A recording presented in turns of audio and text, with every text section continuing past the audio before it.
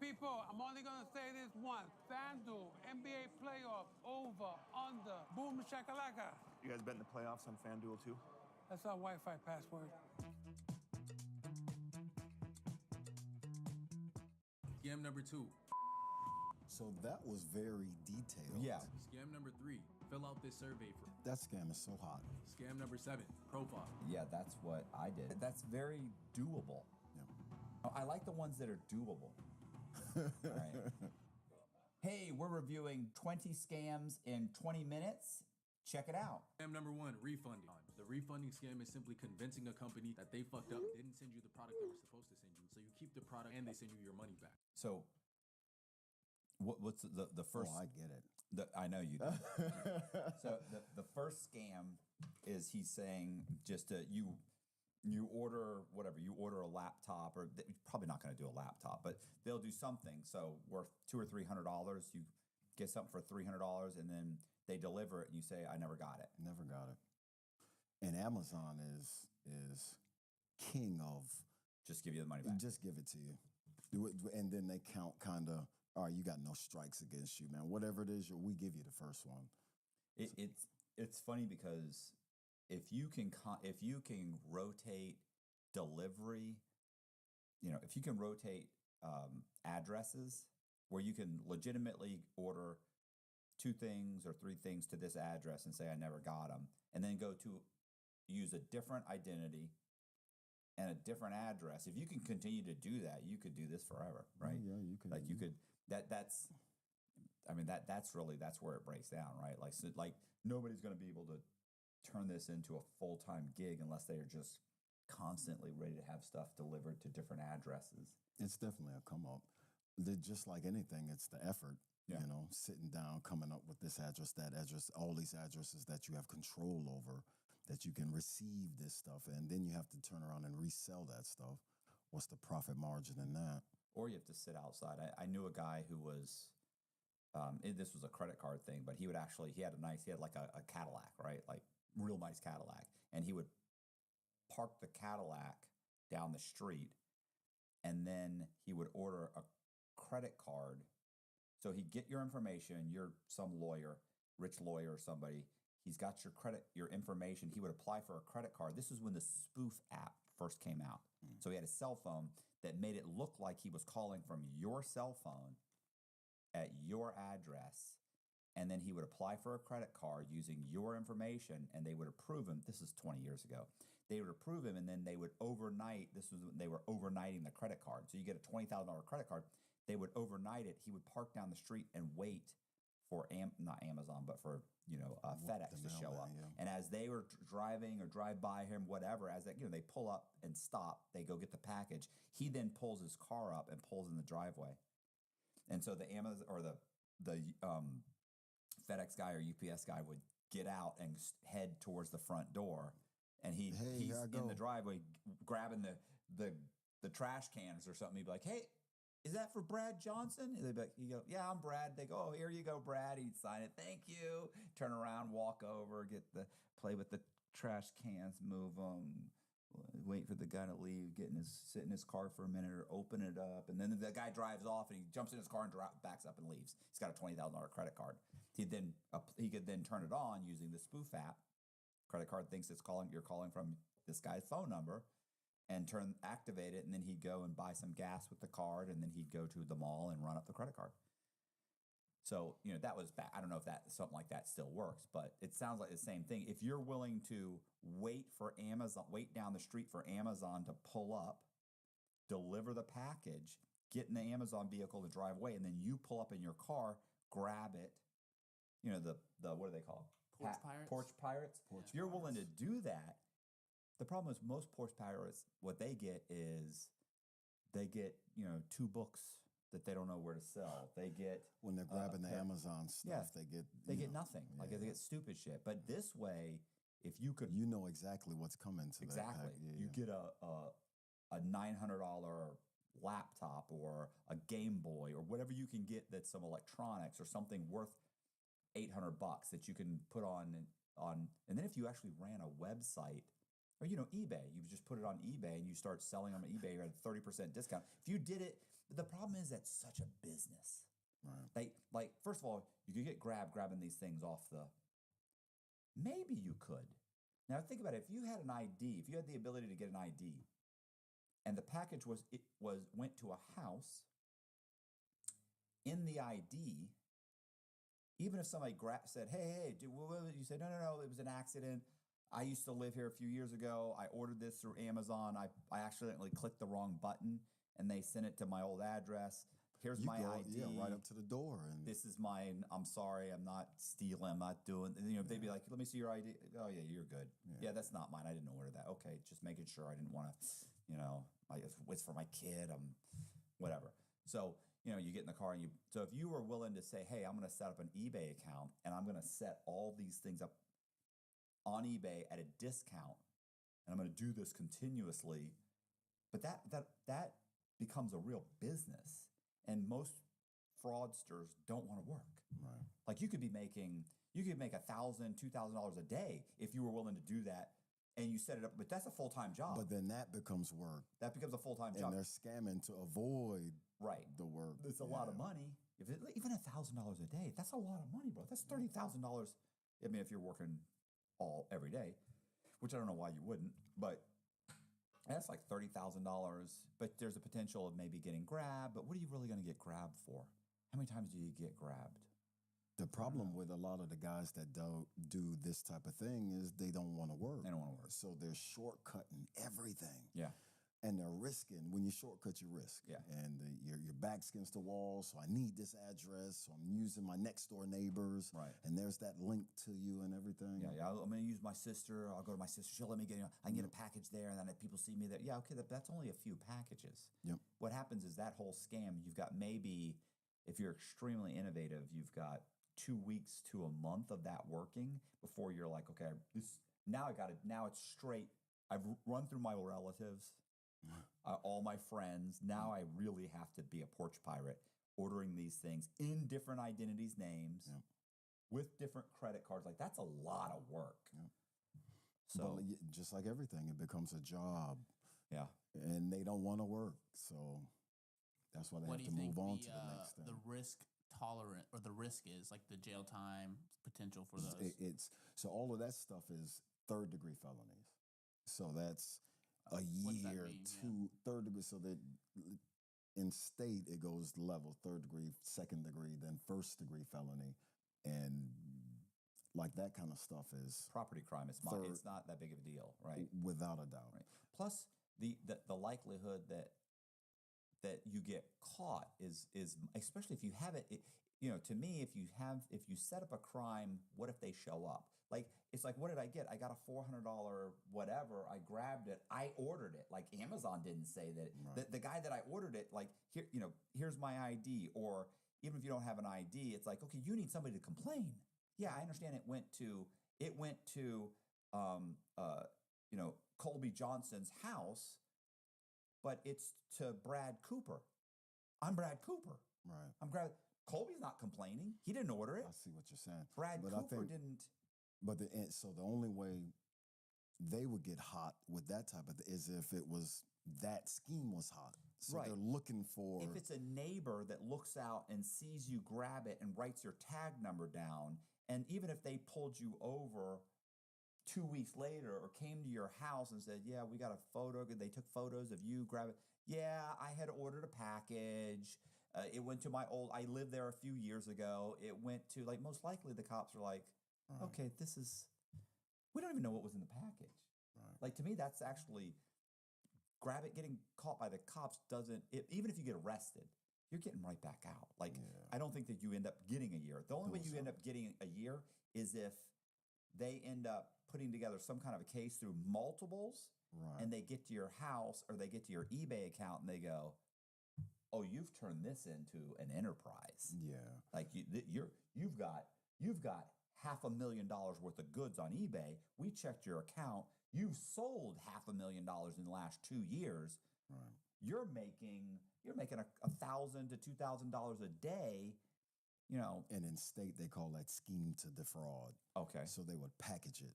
But you're absolutely right. Like if they 1 instance, 2 instance, 5 instances, Maybe that's get going to probation. wind up after not even probation Right. because of those 3rd-degree felonies. Some of them are misdemeanor. Right. Like those are very And they don't really know it. They'd have to catch you with the thing, with Yep. the $400 piece of equipment and or all that 800. circumstantial stuff. You'll go to court for 6 months, and they'll wind up throwing it out or Yeah, you know, yeah. So probated. I think worst case scenario is they'd have to do the whole scheme to defraud and catch you, and then you're probably looking at maybe a year or 2 or whatever what they put together. But if you were smart about it and worked at it, made it an actual job, you probably could do it for years without, And let's face it, if you could make $300,000-$400,000 a year tax free for 2 or 3 years and not be an idiot, not be a jackass that's pissing money away, really worked at it, you could end up with $500,000 to $1 million. You could do something else if you're smart. I mean, most criminals aren't smart.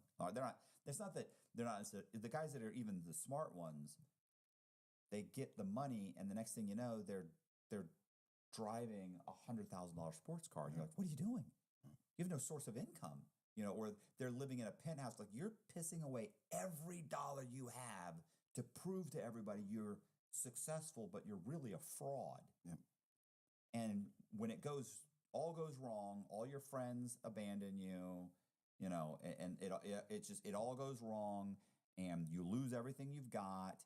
And where if you were smart and said, hey, I'm going to do this for 3 years and save all the money, and I'm going to live in someone's spare room and save the money, and then I'm going to take that money and turn it into something. But the problem is, once again, that's more of a job and it's a long-term goal, and most criminals just don't have that. I feel like most criminals don't understand money, so they can't work with money. They have no value of it. Yeah. So when they get the money, they think, they'll buy, but these aren't assets they're buying. They're buying liabilities, cars and all that depreciate the moment you get the receipt printed. And then that's the... I started playing Fast Play from the Hoosier Lottery. It's quick, easy, and instant fun. Might be a good break from your latest hobby of the week.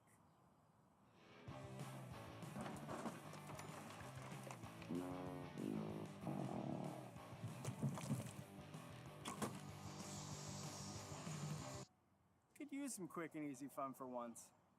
Take a Fast Play ticket, please. The fun happens instantly with Fast Play from the Hoosier Lottery, champions of play. Your journey begins here. Sometimes the road to luxury is a little further, but when you arrive, you get so much more. Luxury is closer than you think. Genesis of Carmel. Get the car you deserve with the experience to match. On the opposite end of the spectrum, that with smart, successful people, they take the money and they purchase assets, and those assets make money for them, so their money makes money legitimately. So Scam number 2, online carding. You buy a credit card for $5 to $50. From there, they purchase the item and send it to a drop house. You may have seen this with the people who order pizza for you for half off. So that was very detailed. Yeah, I don't know what he's talking about. There was What the yeah, hell? I was thinking about the details. Like I was thinking to myself, I am gonna trim that out.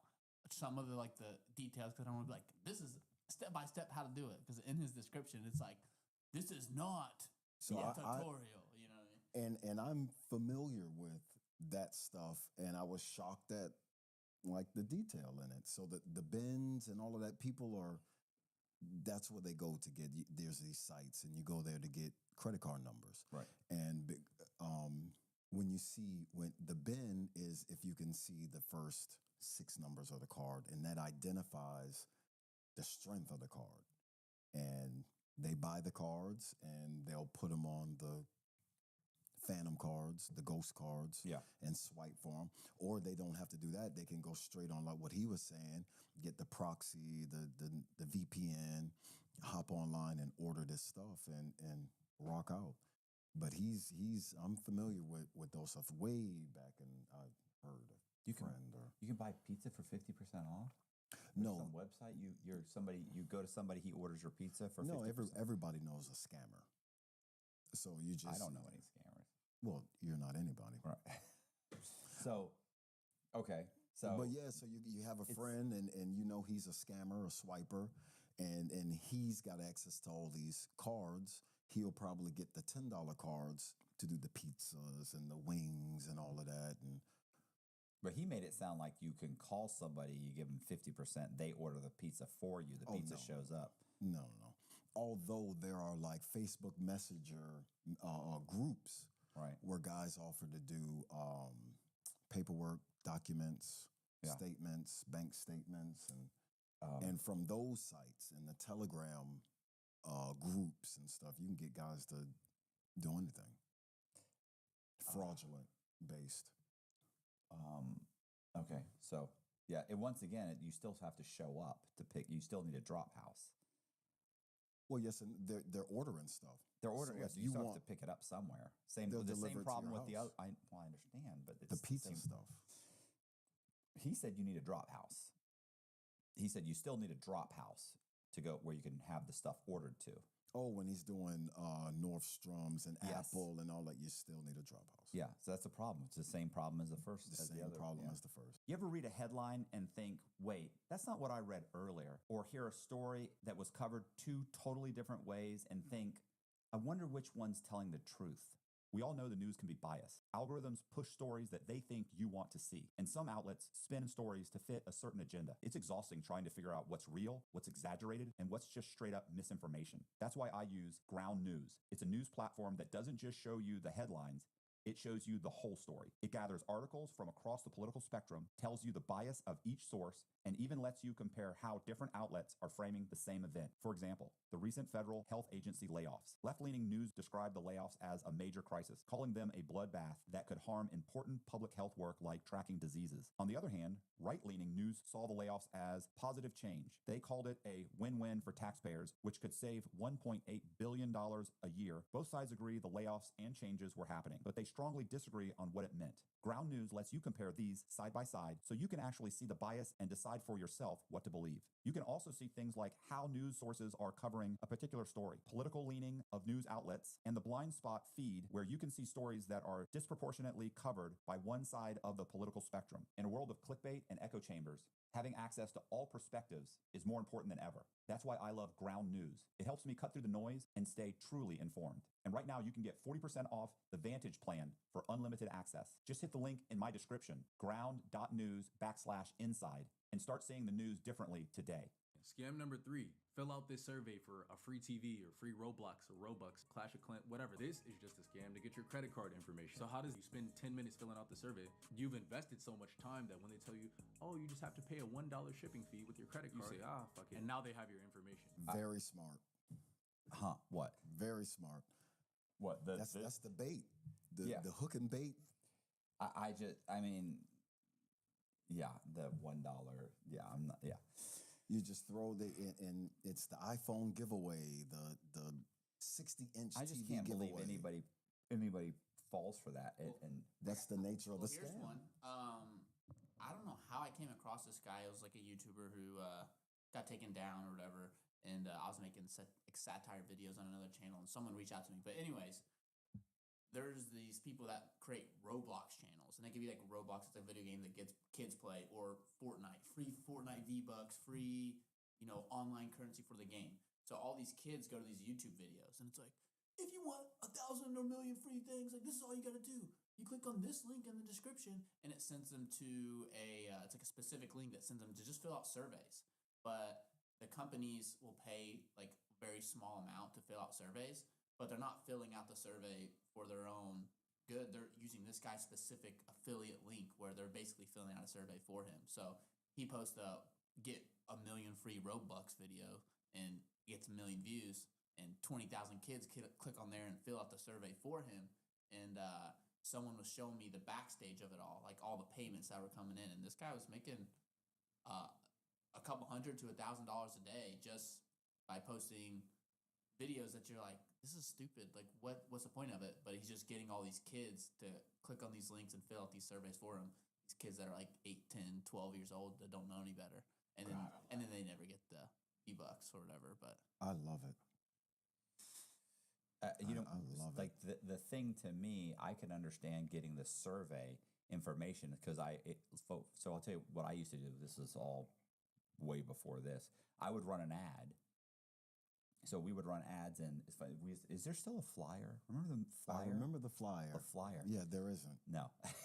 There isn't. Yeah, no. The plethora of information in the flyer. The flyer. Do you know what the flyer is? all I thinking it was a flyer, it's like a piece of paper. No, it was a little tiny newsprint magazine like this big. It'd be in 7-Elevens. Yes. And Yeah, they had you walk into 7-Eleven and they got the little setup stand there, and you could grab the flyer. And it's just people advertising stuff and giving coupons and that sort of thing. So local businesses would advertise whatever. Sometimes people would have half a page or a whole page. Some people would have a quarter of a page, would just say they're selling bicycle parts or whatever. mattress. Right. So it's kind of like Craigslist, right? So we would run an ad, ads in the flyer, like a half page ad, and it'd say, good credit, bad credit, no problem, home loans available, free applications.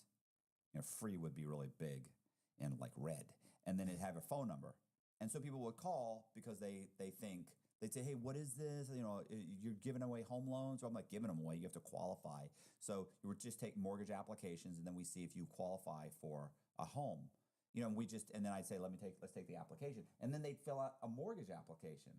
But they would give us all their information, name, date of birth, social security number, and they'd give me everything. And then I would, after owning the mortgage company doing that, we, of course, realize, and we're doing other things. We're running commercials, that sort of thing. But so when I started scamming, I did the same thing. I just ran the ad. And I'd be in Georgia running an ad in Tampa, Florida with a phone number, and they would call, and you'd say, yeah, what's going on? They'd say, I called the ad. Of course, you answer the phone, United Capital or whatever the name, Diversified Capital Mortgage, how may I help you? Whatever you say, and then you take the application, but they give you all their information. Yeah. And then let's say if I couldn't pull their credit, then you just call, if you want to pull let's say I don't have a way to pull their credit at that time because I'm a scammer. I just call another mortgage company and give them the same information. Hey, my name is John Paul. Just give them the same information this guy just gave me. They would pull the credit and give you a call me response. back. And they'd say, hey, listen, John, pulled your credit. You have a great credit score. Oh, yeah, what are they? Oh, 705, 7 this, 7 that. Or they'd say, yeah, you got some problems. Did you have a repo a couple years ago? You realize that. Well, for a $150 or $200 ad that runs in the flyer for a week, I'm getting 50 people that call. If 10 of those people have perfect credit, what are you paying for that? Nothing. 15 bucks for perfect credit. Now I can apply for their credit card. This was back in the day, Right. before you had notifications and all of these things.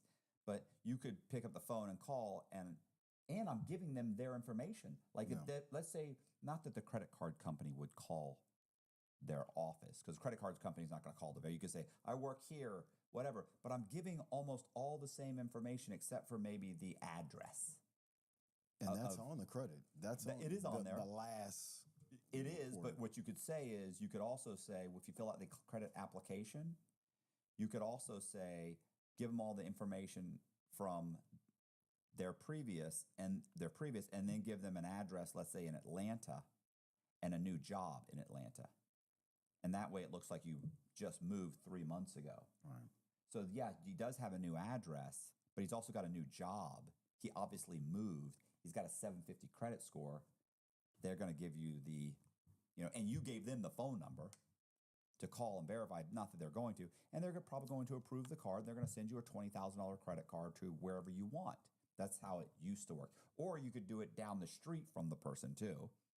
Or you could do the other thing is try and get them to overnight the card and just wait for check this guy's mailbox, something like that. But once you get the card, you've activated the card. So I could see why that information would be, but see, that's way more right down in the guts of, you know what I'm saying? Like it's as opposed to buying 400 fulls or 400 people's credit card information, then going online and just ordering and hoping the stuff shows up. My way of doing it was very solid. I'm definitely getting the credit cards. I'm definitely going to get a mortgage. I'm definitely going to get a car loan. Like I could take over your whole life because I have that information at that time, because I got the information directly from you, and I can ask you all those questions. And you want to give me the information. Yeah, it's all the information that they need. All right. And you want to give, here's the whole thing too, is you want to give it to me. Yeah. Not like I'm trying to pull it out of you. You called me. Yeah. I'd have people sometimes like, I don't know if I should give you this information on the phone. I'd say, hey, if you want, you can go to the website. You can do it online on the website, or if you want, we can schedule an appointment. Where are you right now? Oh, I'm in Brandon, Florida. Oh, okay, well, hold on. Yep. Matter of fact, right at Brandon Boulevard, we've got an office. We can schedule an appointment right now. You can come in. You know what they said every single time I do that? Nah, I'll just finish. Nah, bro. up, You know man. what? I'll give you the information. They don't want to. They want to talk to somebody. They don't want to go online. They don't want to, especially back then. It was like anxiety. People weren't used to going online like that. They don't want to drive down to They Brandon didn't trust Boulevard. computers back Yeah, then. yeah. And the fact that I'm offering makes them think, oh, this is Oh, legit. yeah, it's Nah, legit. bro, they got a location right down the street. They got a website. I used to have a girlfriend who would say, she'd go, what if they ask for the website? I'd say, well, I'll give them the website. It's universal, universalmortgage.com. What there is no. What if they go there and it's not there? They're not going to give the information anyway, so right. that's over. First of all, the website. So the website. If the guy calls back and says, "Yo, bro, I went there," and what? Hold on. It's down. It's down. Oh yeah. Oh wow. That's nuts, man. Thank you for calling. Let me talk to my manager. Let me see what's going on with that. That's nuts. Yeah. What are they gonna do? They gotta call the police. Universal Mortgage's website's down. It's down. We're shutting down. We're putting together a shutting task down. force. Thank God you called us. I mean, what are Thank they? God you called. What are you gonna do? Nothing. So Yeah, but I used to work the flyer too. I really liked the flyer. My thing with the flyer was I had the ID Connect back then, so I was doing the buddies, errands, rent-a-centers, and getting a whole living room set without needing to see it. I just get real basic, but in good taste, living room, bedroom sets, and I go to this storage and load it up. Then I go to Buddies, get that stuff loaded up, same name. I get the $99 move-in special wherever I could, and then just all around that area, whatever renting places, and put all of these different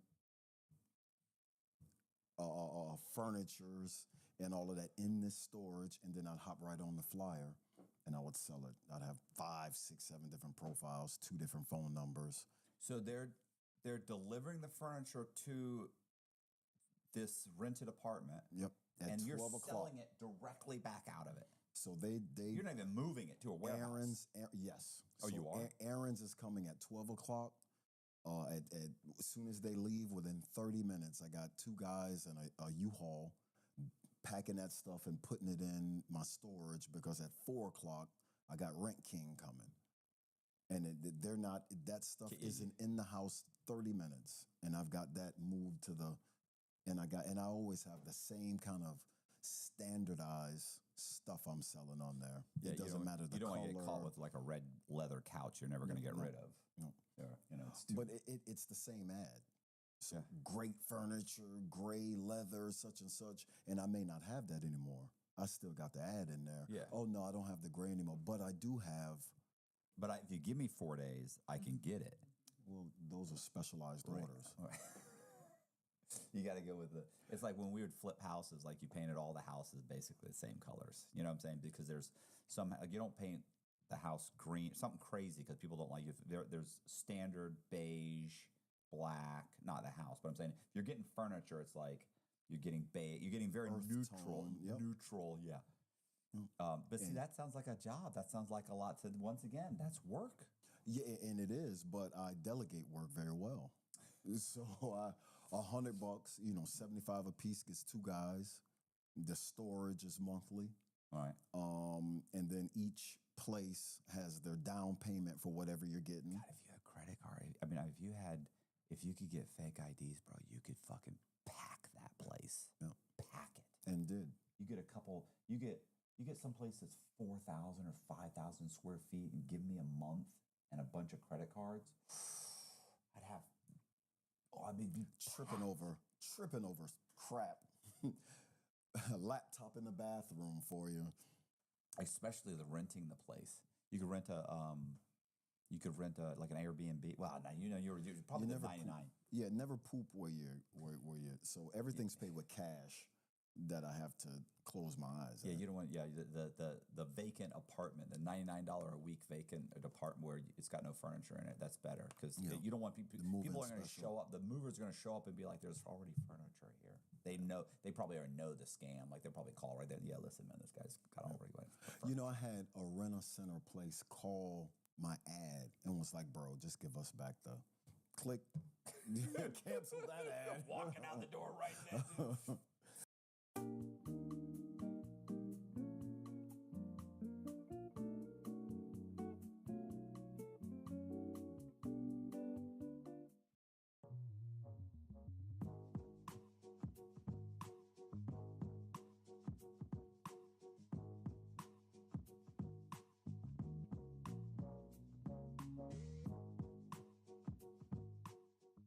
Yeah. That's funny. Yeah, but I love the flyer.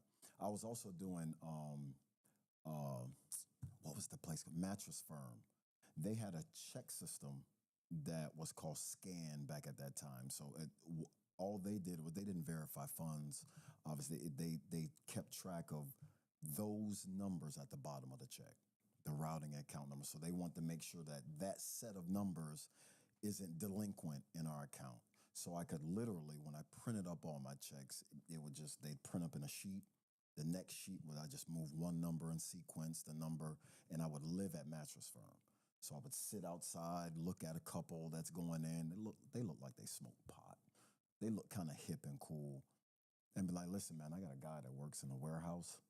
Whatever mattress you pick out there, whatever the cost, I can get you that at half price. Whatever the cost, no bull jive, no nothing. It's in the plastic. It's just we're just trying to make a buck. Bull and jive. you would be is for your algorithm. So you would be surprised at like the amount of like straight laced people That would do it. What? Like, I didn't like dealing with Shaquita and all of that. I love dealing with the guys that are in the nice trucks, and I know he has an accounting job somewhere, and they will cut a corner in a minute. You know what's funny? I remember I've mentioned this before. I was in Home Depot one time where a guy came up to me and was like, he had like a $500 gift card. Give me $250. And I was in the middle doing all kind. I mean, I was running fucking scams. I'm living. I mean, and I was like, nah, bro, I'm good. Look, I just kept like, no, I'm not interested. No, bro, it's legit. You can go check right now. They got the money on the. It's like, nah, I feel like something. And I didn't even have any concept of the fact that he probably bought that card with a stolen credit card. Like I didn't even know how it worked. I just knew I didn't want any heat on me. I thought it might be a scam, even if it's not a scam. Doesn't matter. I don't want to be on video. I got my own scam where I'm making millions. I don't need to save the $250. You know what I mean? Like I didn't understand how it worked. Like probably now, if he had done it, I'd have been like, I'll give you 200. Let's do this. How many can you get me? How many could you get me? No, I wouldn't do that. Jess would kill me. If I can imagine somebody walked up to me and Jess was with me, and I was like, well, how much? Did you just buy that? She would be like, no, she'd get all fucking, Oh, I don't know hell what you're no. thinking. She's a little black girl in her every once in a while. What? So, let's see, what else? Oh yeah, are we doing this one? Yes, we're doing that. I like the furniture one. Like that's very doable. Yeah. You know, I like the ones that are doable. Make it cold. With AC Pro, anyone can recharge their car's AC. Like a pro. Be a pro with AC Pro. Energizer Ultimate Child Shield is the world's only coin lithium battery that prevents burning if swallowed. All right. Scam number 4, getting people to sign up for phones. Go into Verizon, AT&T, T-Mobile, and buy phones under their name. The desperate people give the scammer the phone, and the scammer gives the desperate person $100. That scam is so hot. Yeah, I was going to say, well, we had a guy on here who he was doing it massively. He was going and getting homeless people. He took a van and he'd drive around and get homeless guys. You got an ID? He's like, because all you needed was an ID. Yeah. You could have over a 500 credit score and an ID, and he'd get guys. Yeah, they literally had like a whole company. Yeah. Like he was running a division, moving states, working with it was a whole company. Also he was a drug addict, but he was so good at it. The guy running the scam actually sent him to drug rehab like 3 different times, trying to clean him up because he was making so much money off of. You're so good at getting these guys and running around and doing the whole scam, and I'm willing to invest in cleaning you up. He's like, let's get you in a rehab, bro. Like he's trying to save him. Yeah. And so that's what I thought was funny. Like you're a moneymaker when your boss is ready to dump 20 grand into a rehab. But that scam is like the phone companies. They're all over it. Yeah, they're all over it. But he was doing this probably 10 or 15 years ago, right? Now I think it's so. Like they're getting sharp. They're looking at the length of the account. If brand new account, or here's a phone, maybe after 30 days, we'll release whatever. But they're just getting hip. I was locked up with a guy who was, I think he owed Apple like, I don't know, $1 million or something. I forget what it was, but his name's on the tip of my tongue. He's in Miami. I've talked to him since I got out. He did the same thing, but what he was doing was he was having people open up a corporation, and then they would go in with the corporate paperwork, and they were getting 10 lines. Mm-hmm. So they could go to multiple places and get so they'd get like 20 or 30 phones for one. So he took that one, hey, you can get 5 phones, and turned it into like 20 or 30. The name, it's not Duval, it's Dumais. His name was Dumais.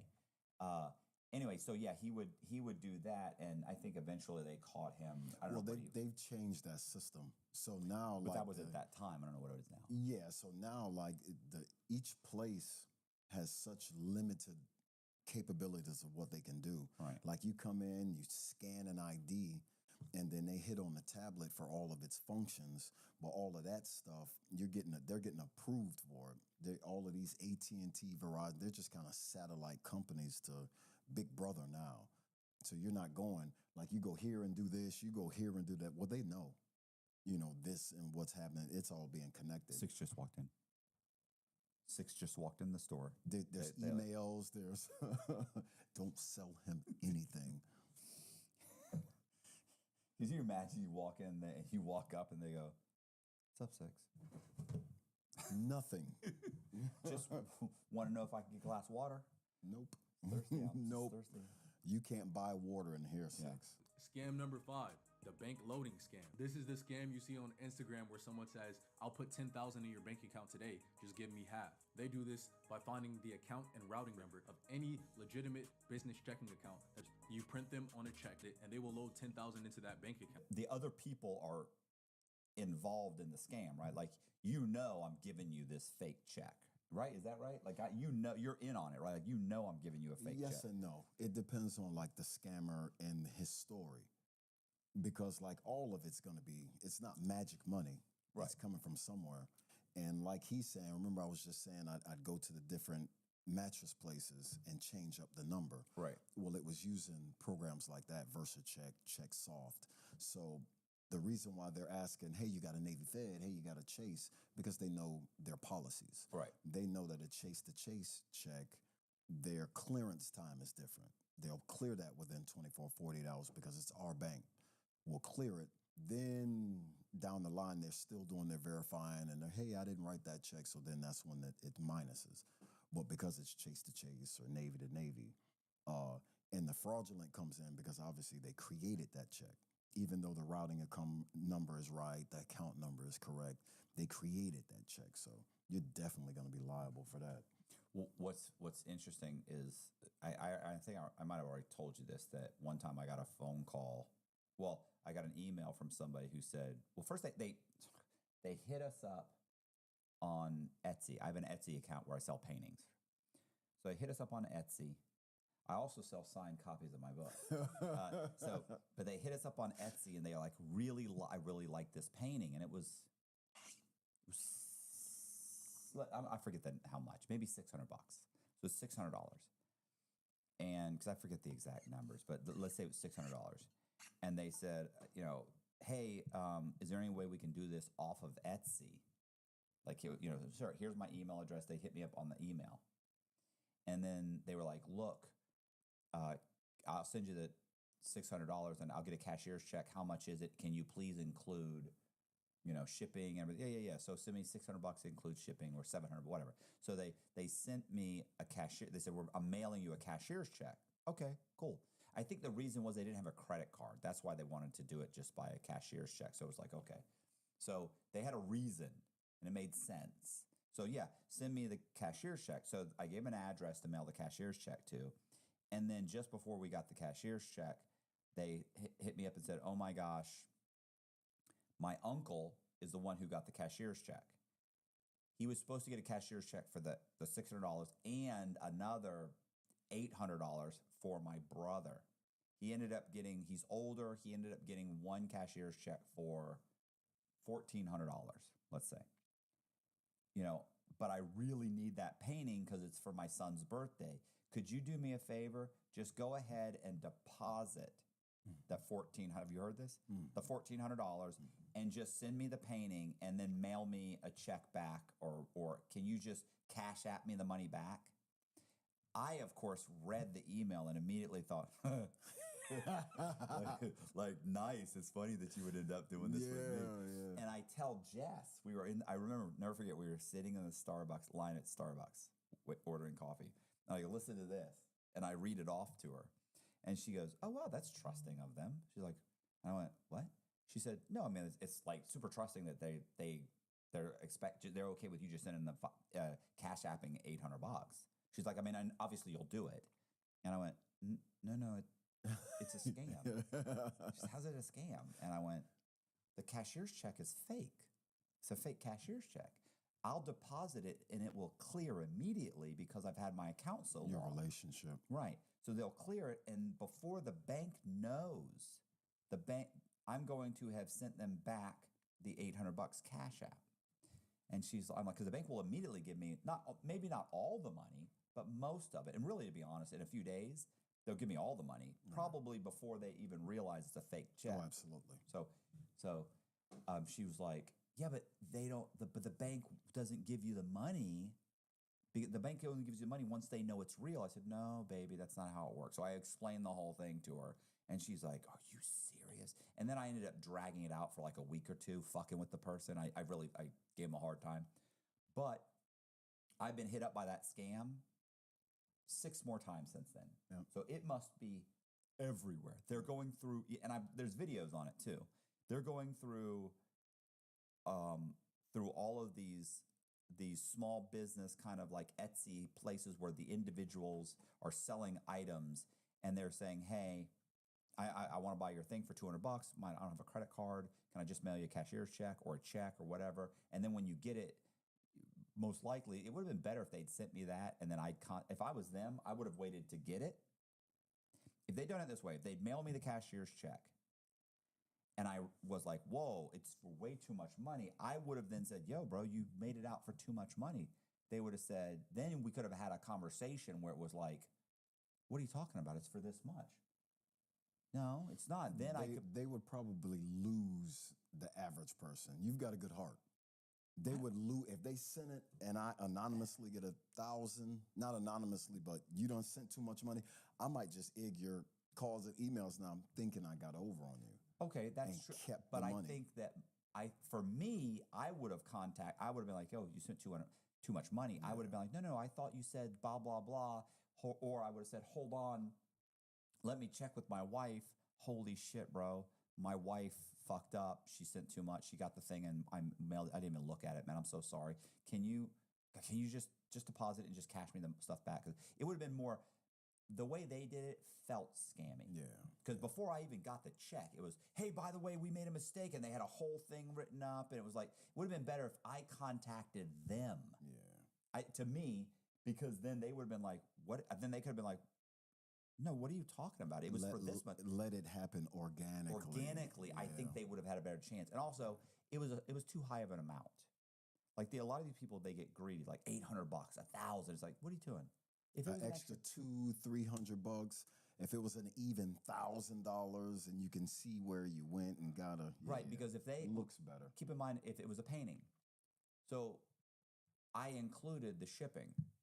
If they had just taken basically the shipping of a couple $100, let's say, and said, "Oh wow, man, I'm so sorry. I explained it to my wife. She didn't understand. She added the shipping on top of the 200, not realizing the 200 was included. My bad. God, I really need that painting. Is there any way?" And the other thing too was if they had switched it to the phone, to like, hey, like, can we just talk on the phone real quick? Then, because when you hear a voice, you think you know that person. Yeah. That also would have built trust. Like, hey man, I'm so sorry, bro. Here's what my wife did. Boom, boom, boom. So sorry, but I really do need the painting. Any way you could just send send it back, cash at me the difference, and send me the painting because I bought it. We're buying it for my son's birthday. He loves that painting. All of that would have made more sense than the way they went about it. Yeah. I just hate sloppiness, you know? I envision like these people that do this check thing and they just come up with stuff and they're just throwing it out there. Yeah. They've got 30 emails. They're trying Etsy. They're trying OfferUp. They're changing up their own marketplace because that's all they do. Like that's their hustle. And they change up, they innovate and stuff. We're hearing about stuff that they've been on for years. Yeah, that's their 3-year go hustle. They're on some new stuff that we haven't figured out. So listen, when I was a kid, when I was like, was I dating this chick? I was probably 19. Oh, so this was long. This was This was before the internet. Nobody even knows what that means. They don't even understand. Like before the internet, before cell phones. There were sticks and stones We had and pagers. horses. We had pagers.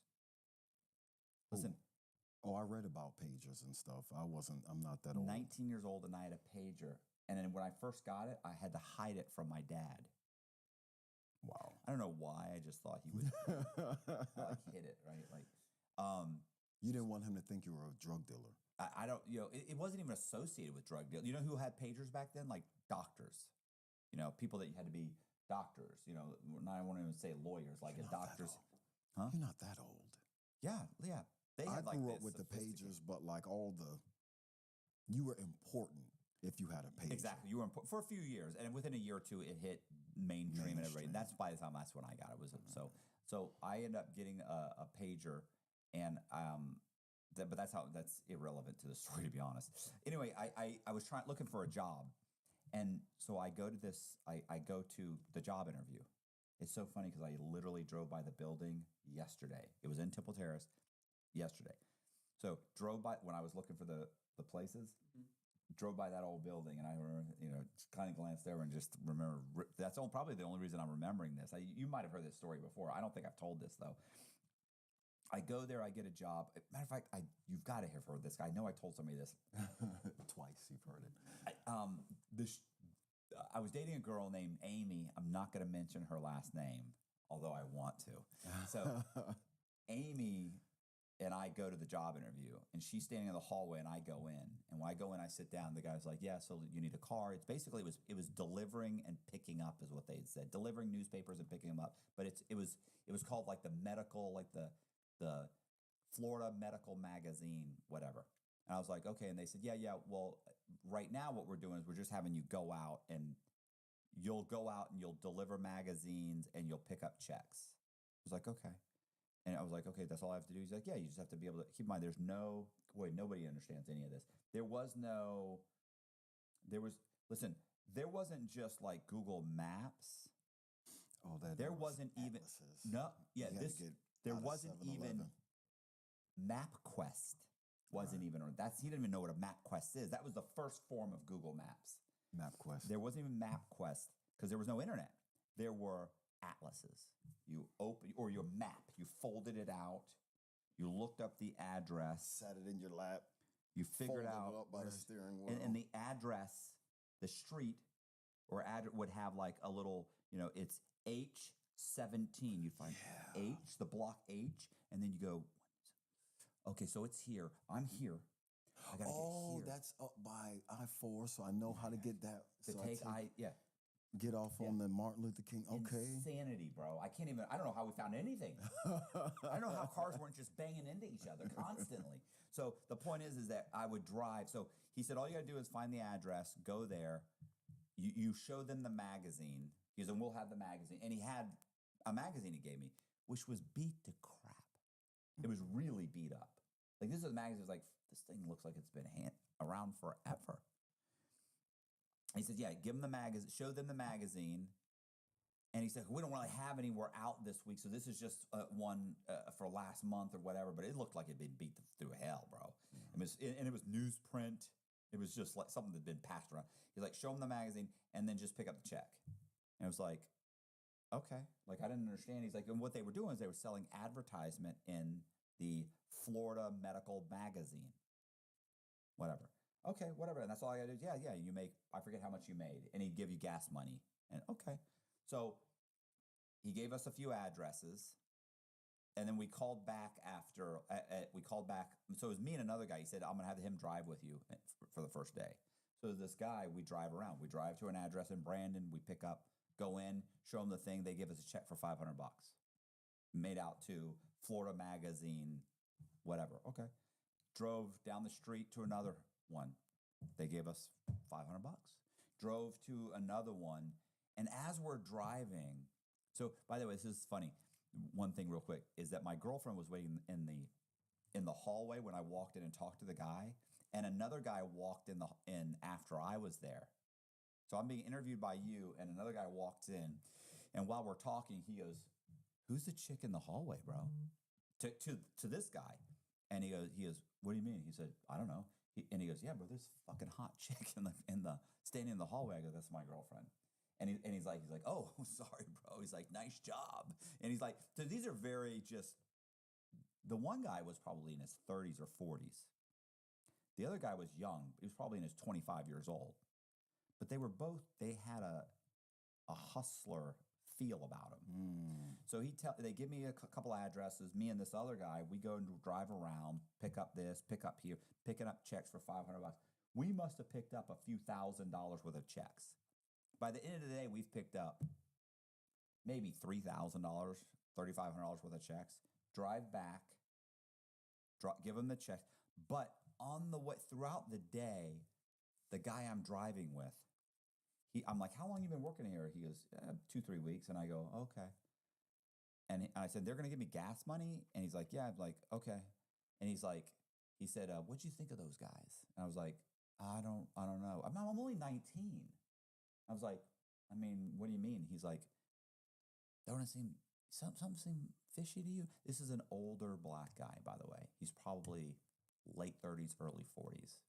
To me, that's like I'm 19. That was an old guy. Yeah, that's dad. He goes, something seem fishy to you about them guys? We're driving right. By the way, I'm doing this in my Mustang 5.0, which probably got 11 miles to the gallon. So I'm like, what do you mean? He's like, yeah, man. Like, he's like, you understand that they're in that building? They rent that. Like, that's not like an office, a normal office. And everything, by the way, they had was fold up tables, like you know the tables where the. Like card tables, you could fold it up and walk away. I mean, fold up chairs. He's like, that's all that, you know, when you walked in, that furniture that was in there, that's all they got, fold up stuff. And phones. He's got like 4 phones, 4 phone lines, and a bunch of chairs. And them 2 guys, there was like, I think there was another person, 1 or 2 people in the back. And I was like, well, I don't know. He's like, well, why are we going to pick up the checks? Because I've been doing this a few weeks, man. I'm picking up thousands of dollars every day worth of checks. He had picked up like fucking $9,000 one day, $2,000 one day, $7,000. And I'm like, okay, I don't know. Like, I don't know what a scam is. In a world of this or that, Potbelly's Pick Your Pair gives you the power of and. Soup and sandwich. Sandwich and salad. Salad and soup. Choose from hundreds of pairs for whatever you're craving. Potbelly, we bring the hot.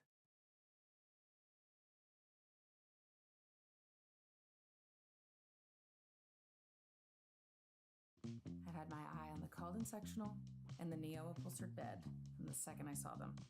They're so delicious and warm.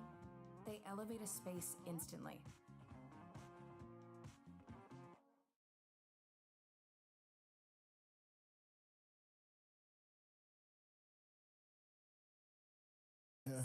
I'm 19 years old. My 90% of my thought process is about getting laid. That's all I'm thinking about. Right. And I'm like, and gas money, apparently. yeah, and gas money. I was concerned about gas money because they weren't paying anything. They were paying like $10 or $8 or an hour. Because at first I was thinking it's good money if I get gas money. Like the $10 is not great money, but I was going to make like 80, 75, 80 bucks, maybe $100 a day, 5 days a week. Man, that's money. That's money. Yeah. And so we're talking, and he was like, "Yeah, it's not every day. I've been working there 2 weeks, maybe 3 days one day, 4 days one day." And I was like, "Oh, he said 5 days a week." He's like, "Yeah, this hadn't been like that." He's like, "But he said it's going to pick up. That's why he hired you." He said, "So it's going to be you and me in a couple of days." And I was like, and I said, "Well, what do you think?" He goes, "I think it's a scam." And I go, "What do you mean?" He goes, "I think something's up, bro. I think we're picking up checks that these people could have mailed in. Why are we picking up checks?" He goes, "Have you looked at this magazine?" And he's flipping through and he's like reading the articles. And as he's reading one of the articles, he's like, "There's no dates in the magazine. This thing's been around forever. They got like maybe 4 of these they give us." He said, "We're supposed to be delivering a copy of the magazine. But when we get there, they tell us don't give them the magazine. Tell them this is a copy from last month's copy, and it's the only copy you have, and that we'll mail them their copy. But this is my copy, and I got to go show it to somebody else, so don't give it to them." And I'm like, I don't. So I'm still wasn't formulating, didn't quite understand. And so once he broke it down, he goes, "I think these guys are calling doctors' offices saying, hey, you can advertise in the Florida Medical Magazine for $500. You get a half a page. It's normally $1,000, whatever." He's like, they sell them something. They then make a dummy ad or something. They fax it over to them. And if somebody says they got a $500, because he was told to say this, by the way, "We'll send someone to swing by and pick up the check, because if we don't get the check now, you're not able to get in the magazine. And then next month's magazine, you won't get the discount. So if you, right now, we have advertisement space for $500. We're discounted it because it's about to come out. We're selling, but next month, if you're in next month's, it'd be $1,000. God, I like that. Right. So he goes, "Well, hey, we got somebody in the area. They'll swing by, get the check, and it's $500." And he was like, $500 to a lawyer or to a doctor is nothing. Yeah. He goes, and it's made out to the magazine, but he goes, it's a DBA. Listen, the black guy, some white 19-year-old doesn't know shit. I'm upper middle class. I've never been around. He knew what was going on. Yeah. And he was like, "Yeah, something's fucked up." So we're looking, he starts reading the articles, by the way. One of the articles was about contact lenses, the new rubberized or some kind of contact lenses. And he said, "My sister has these. She got them 10 years ago. This is talking about how it's revolutionary and about to come out." This article is about, like, everything was old articles that he said, and he scoured this thing for fucking 20 or 30 minutes before he could finally find a date. He finally found a date in an article, and the article was written like 9 or 10 years ago. And he's like, "This is saying that next month, and look," and then he had the date, and you were like, "Oh shit." The whole thing, they put together this, and it was a big, right? Like, it looked like it was a big kind of, like, they don't make magazines like this, but it was newsprint kind One of. of those medical journal things. Exactly. Look, yeah, it was maybe, so many, but it looked like it could have been, if it's brand new, it was like, okay, this looks legit. He was like, "I think they put the whole thing together. I think they got somebody to open a DBA, which was kind of common. I'm not sure how common they are now. You could go to your bank account and say, 'Hey, I'm also have a business, and my DBA is this. DBA Florida Medical Magazine. I put out a magazine.'" And they go, "Okay." And people could write a check to Florida Medical Magazine, and they deposit it in his personal account. So he said, "I think these guys got somebody to open a DBA, and they're just having money put in." He said, "I'm telling you right now, this guy told me in the last 2 weeks, I've collected fucking, $30,000, $40,000. We collected whatever, $3,000 that day, however much, I forget exactly. It might have been 2,500, might have been 3,500 that day. But so we went back, by the time we got back at 3 or 4 o'clock, I walked in and I said, can I, the guy gave me like 20 bucks to fill my tank up. First he gave me like 10 bucks and I went, that's not going to fill my tank up. I had a full tank this morning. It's almost empty right now. He gave me like 10 bucks and I said, that's not going to do it, bro. I said, I'm driving a Mustang 5.0. The gas is gone. It's empty. Oh, okay. He gave me another like 10 bucks. Like 20 bucks filled your tank up back then. Give me like 20 bucks. And then he actually, I think he wrote me a check or gave me cash right then. And I think the guy, they were, so he gave it to me right then. I never went back. The next day I didn't go back, but absolutely they were running a scam. And if you think about it, it's a great scam. It was a great scam. By the way, the young white kid who was probably 25 or 28, maybe, whatever. He was definitely older than me, but at the time I thought he was like an older guy, but he was probably 25. Like he wasn't that old. I was at a party a month or two later and I saw him. So I'm at a party. I see him. And I'm like, I've been using Mando's whole body deodorant. And let me tell you, you can use it anywhere. Pits, balls, thighs, and even your feet. Mando's powered by mandelic acid. So it stops odor before it even starts. It blocks odor all day. I'm talking 72 hours. I love the scents too. My favorite is bourbon leather. It smells amazing. You can choose from other fresh options like Cloverwood and Mount Fuji. And the best part, no baking soda, no parabens, just clean, safe deodorant for your whole body. I've added Mando to my daily routine, and honestly, I feel fresher and more confident. It works way better than just showering alone. Mando's starter pack is perfect for new customers. It comes with a solid deodorant stick, cream tube deodorant, 2 free products of your choice, and free shipping. As a special offer for listeners, new customers get $5 off a starter pack with our exclusive code. You'll get 40% off your starter pack if you use code COX at shopmando.com. That's shopmando.com. Please support our show and tell them we sent you. Once again, that's shopmando.com and use the promo code COX. You're from that fucking thing. And when I saw him and talked to him, he was like, you could see his face. Like, he's ready to bolt. Yeah. And I was like, hey, remember I was driving the thing? I came. He's like, oh, yeah, you never came back. I said, yeah. He's like, oh, yeah, with the hot girlfriend. I said, yeah, that's me. And I said, hey, I said, what's up with that whole thing? He goes, what do you mean? I said, that magazine don't even exist, right? Like, you guys are just collecting checks, right? He's like, listen, the magazine's coming out. We're having some issues with this month's copy, but it's coming out. It's coming out. The issue, it's coming out. He said, it's definitely coming out, though. It's coming. Like, I was like, nah, man. I said, Dad, I said, the guy I was driving with, I said, we figured it out, bro. It was a scam. Like, I tell him, like, it was the art. He's like, I don't know what you're talking about, bro. Like, that's a legit magazine, man. So he wasn't even acknowledging what you had found. Yeah, he wouldn't. Like, he was definitely a scammer. Yeah. He was probably the first legitimate scammer I ever knew. What was his name? He didn't. I don't know. I can't remember anything. I don't even know that it was called. Might have known him. I don't even know that it was called Florida Medical Magazine. It was called something. It was medical. Right. It was something to do with medical. Some real official looking. It sounded legit, but if you knew anything, and I'm 19, I know nothing.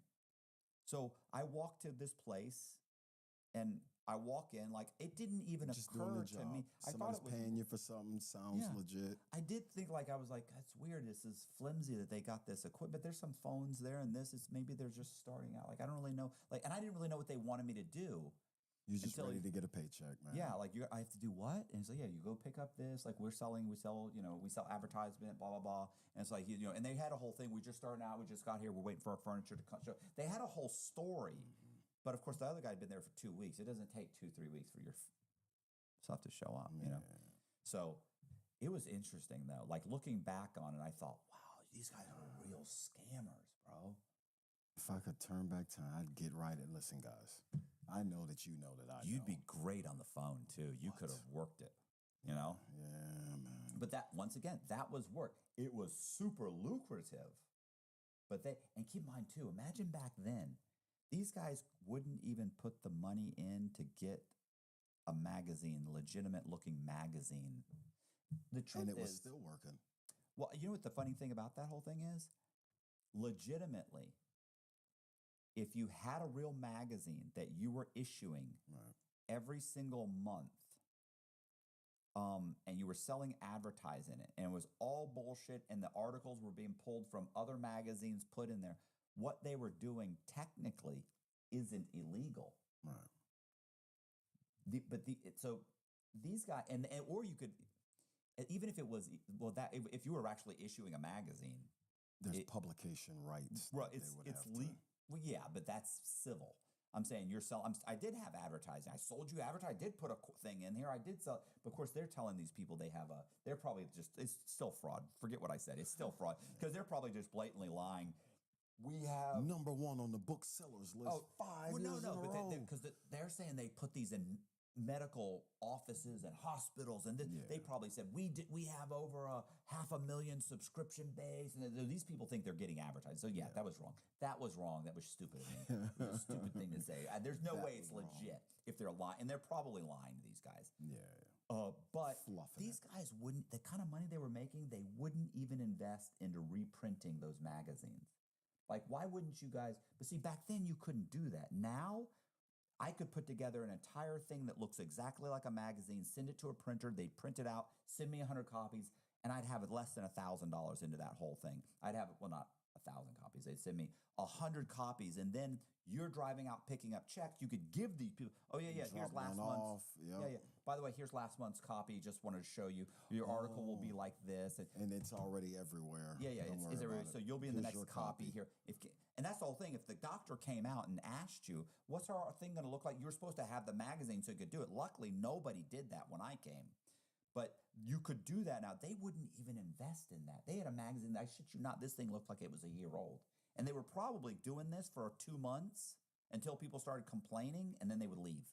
And they'd go somewhere else. They'd fold up their chairs. Their 7 chairs.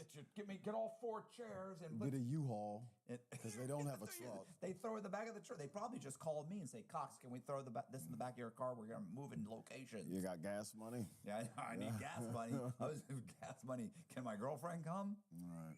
That was it. She can especially come. Oh yeah. So, yeah, bro. Like that's a dope hustle. Yeah. I wonder there's no way that would work now, right? Well, no one has magazines in there. Well, who's calling? Who's advertising the magazines? Yeah, that's true. Why would you? That would be, some people are. No. Are there magazines? No, there's still magazines. I've seen Time, but it's like, those are novelty.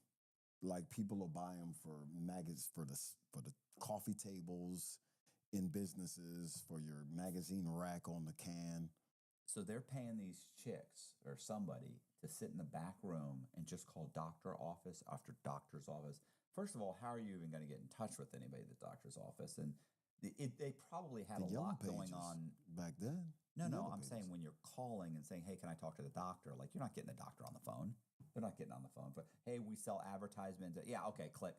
So they had a few people that were doing that, cold calling, setting that up, more card tables, and folding chairs in the back. I didn't really get to see them, but so they're obviously calling. But they were making thousands of dollars a day. They had a nice thing going. Yeah. Usually the audacity of scams usually get you paid. So that was interesting. That was a nice little hustle they had going. I bet that guy's got a story, right? Yes. That guy's going to be like, "Listen, we ran that medical hustle for 10 years. The internet killed us." So what do you do now? Now what we're doing, I need that guy. Scam number 7, profile. If someone gets access to your full's name, date of birth, social security number, security questions like mother's maiden name, etc., they can apply for credit cards in your name. That's how. That's what I did. Was I would get people's information, build a credit profile, but I was getting people's information that were like homeless. They had no credit profile. They had nothing, or they had bad credit, and I would pay off their credit cards. The problem with the problem, and like he said, it takes a lot of setup. The good and the bad about mine was that it takes a certain amount of money to do it, and it takes time to do it. But once you've done it, it was fairly safe after that point. The problem was complete control. Complete control. Mm-hmm. But you had to wait. Yep. You had to acquire their information. You had to build the credit profiles by getting credit cards, making the payments on those, and then after 6 months or whatever, you've got credit. You have credit scores, and then you could borrow money, credit cards, do everything you wanted. And these guys were homeless guys that are living under a bridge. They have no idea what you've done. Yeah. So that was extremely profitable and safe. He's acting like it's not safe. It depends on how you do it. If you're stealing real people's information, it's not safe because they're going to get notified that something's wrong. Yeah, so he was saying that get the profile that's already built, Established, doctors and stolen all of credit, that stuff. stolen IDs. Yeah. Or I'm sorry, stolen identities. Identities, yeah. Well, I wasn't really homeless, but like I would use prisoners and get those IDs, especially the long timers, and get those identities and build their credit and stuff. Right. Similar, very similar. Which is also safe. Which is also because you've got a real person that is just not in a position to even check or complain or do anything. Right. The problem is you have to then go out and get secure credit cards. Then you have to maintain those credit cards. Don't really put anything on them, very little on them, and they have to make the payments for 6 months, and then it gives you a credit profile. Now you're in charge of a profile that has good credit, but now you have to try and borrow additional money. So then you need to be able to establish employment that the bank might need to call and verify. You need to come up with W-2s, pay stubs with year-to-date pay stubs, like real pay stubs. Like these are all things that are most people, it's out of their wheelhouse. You have to be able to get some kind of an ID in that person's name that you might have to have scanned. So you probably either have to go into the local DMV and get one, or have a person like some website that makes an ID for you. And then you have to be able to have it scanned or something. Like, is that going to pass the scan? Right. Or you might have to go into the local, if you wanted to go to a local bank and try and just get it, you have to be able to hand them the ID. They look at it. Like, that's a whole thing. Do you want to be involved in? Like, there's a lot of risk, but if you could set it up right, it can be extremely lucrative. And with credit, I know now the length of time, because CPNs are so big, so they've made the adjustment where they don't just want a credit profile that's a 750. How long have you had that credit? So the length of time that you've had this established credit is big. Yeah.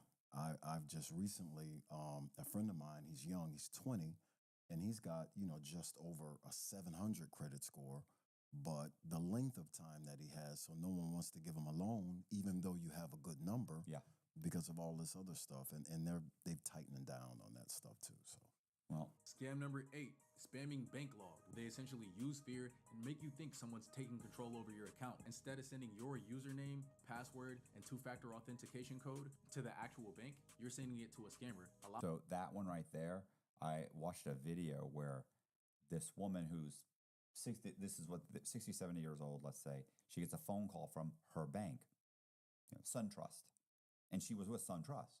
And they're like, hey, this is so-and-so from SunTrust. We just want to let you know, did you just wire transfer $800 to whatever? And she was like, no. Okay, can you please hold? I'm going to go ahead and stop it. Someone was trying to wire money out of your account. And so we just put a stop to it. And they'd say, okay, and they'd hang up the phone. They'd call her back and say, okay, we've got another wire trying to go through. Listen, we're gonna need to close your account and transfer your funds to another account. And so they would say, we need to go ahead to verify your identity to get into this account. Right. So you're gonna get we're gonna send you a PIN number or code or whatever right now to your phone. And can you please tell me what that PIN number is? And anybody who's ever called their bank, they do this. Yep. The difference but they is used the beginning time. They got the login stuff. Now they logged in. This person's and then the pins come in. Wow. This person's already on the phone or on the computer as you. Yep. With your real bank. Yep. And so when your real bank says we're sending your cell phone a PIN number, they're sending to the real person. They're on the phone. The real person's on the phone with who they think is their bank. And they're like, okay, we went ahead and sent that. Did you get that yet? And they're like, yeah, I did. Great. What's the number? And they go, oh, 1993402. 3402. We're in. Boom. Now they're in. So they go, okay, thank you. We're going to give you a call back. You know, we're going to go ahead and put us and stop the transaction. And we're going to, you know, we'll let you know, we're whatever. They close it out. They hang up the phone. They call them back and they say, okay, we're going to go ahead. And what they've done is they've already gone into your bank and they've wire transferred out money. Now, if it goes, then they call you back. So let's say they send out $2,000. If it goes through, they call you back. Hey, listen, they're trying. We've tracked it down here. Whatever. They're trying to do this again. They have a whole nother. They're still trying. These people are still trying to wire money out. We're going to have to close your account. We need to re-verify your number. We're going to send you another PIN number. They send another PIN number. The person gives them another fucking PIN number. They're hanging out. Boom. Now they send $5,000. It's like, boom, went through. Perfect. Great. Call them back. Like they do it over until they wiped your account or until you eventually some people will get like worried or whatever. And they say, no, we've stopped it. We stopped the wire. And at any time, if this person were to go online and check their account and see the money's going through, they'd say, yeah, no, don't worry about it. We've already stopped that. That's what, like we said, these people are trying to wire. They think they're talking to the fraud department of their own bank, and they're really giving the scammer the PIN numbers over and over again. So that was a scam. And what was so interesting about that was there was the news program I saw that had done it. The person lost, I want to say $100,000, and the bank wouldn't give them the money back. They're saying, wait a minute, I got scammed. They're saying, you were giving them the PIN number. Yeah. Like we have a system in place, and these people were calling you and you were giving the PIN number. Like, we don't call you. You should have called the bank. Like you. It's hard for them to discern if that's just not your homeboy and you're giving them the PIN. Right. Yeah. So they wouldn't give them, hopefully eventually the bank did give them their money. You know what I'm saying? They illegitimately got scammed, but that was a scam that was going on. And they had multiple people. They had just one person that they wouldn't give them the money back. Some of them were smaller and they gave the money back. But can you imagine this person lost like their life savings? I've definitely received that text. Like I've gotten the bank alert or something. I just swipe past it. I ignore everything. Yeah, I'm not an alert swipe. Yeah, the only thing I'm interested in is I contact my bank. Yep. You know, if somebody called and said, hey, we're so-and-so, well, we want to talk to you about such and such, okay. Just hang up and I'll call the bank. Any text that has me to do any kind of action, I'm never clicking links for anything unless like it's, Amazon. And then usually in those, it's a whole bunch of Amazons in that text link. So I've clicked that link before. So this is that feed. But besides that, I call my bank. Any issue, I'll call. I have an app. I'm savvy, so I'll hop on the app and look through activity, notifications. You guys sending me any message? Let me call this 1-800 number, because now it's not like 30 years ago where you call during the day and you got to wait on the phone with the bank for a year. They got an Indian ready to talk to you right now. They've got an Indian. I don't get that either. Why do I press English and get a guy that barely knows it? Hello, this is Tom. No, thank Tom. you. No. You lied to me from the first sentence. You lied. Hello. I don't trust you, Tom. Well, it translates to Tom. My real name is Akantal Solhin. You can call me that if you want. No, okay, Tom. No, and I love Indian and all those people. Of course. They're awesome. I get you. I hear you. Hey, you guys, I appreciate you watching the video. Do me a favor, hit the subscribe button, hit the bell so you get notified of videos just like this. Please share the video, leave a comment, and thank you very much. We're going to leave Six has a channel. It's called the Crime Chronicles with Six, or is it Six Crime Chronicles? It's Six. The Crime Chronicles. We're going to leave the link to the YouTube channel in the description box. Click on it, go there, subscribe. Thank you very much for watching the video. Please consider joining our Patreon. Also, we have a Clips channel. We're going to leave the description in the description box. We're going to leave the link in the description box. Click on it. Go to our Clips channel and subscribe. We really need, it's dying, bro. It's just not doing great. So please go and subscribe, check out the clips, because a lot of people get upset. They don't want to watch an hour and a half video. Some people will say that and they go, I even had a guy the other day say, man, bro, like I don't have 2 hours to watch a video. Why don't, I would probably watch like clips. And I said, well, I've got a clips channel. Whole channel dedicated to clips. Right. A whole channel. And I know you're not subscribed because very few people are. I think it's coming up on 10,000, right? It's close. Yeah, you got to subscribe, and then we've got lots of 15-minute, 20-minute, 10-minute clips of these.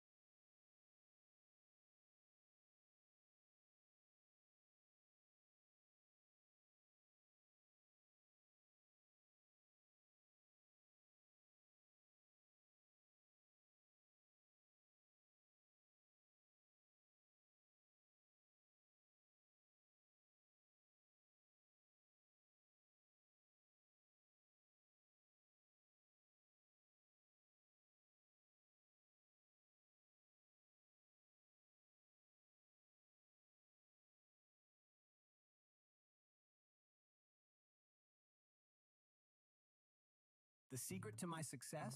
My Riverside AI Sidekick Army. They let me record my podcast by day so I can be a professional chef by night. Pod edit ready in 5. Chef? With Riverside, I just talk into a mic while these guys fix all the chaos. And no need to worry about social. Riverside automatically creates highlight clips for all platforms. Thanks to my Riverside AI Sidekicks, I come out sounding like a pro.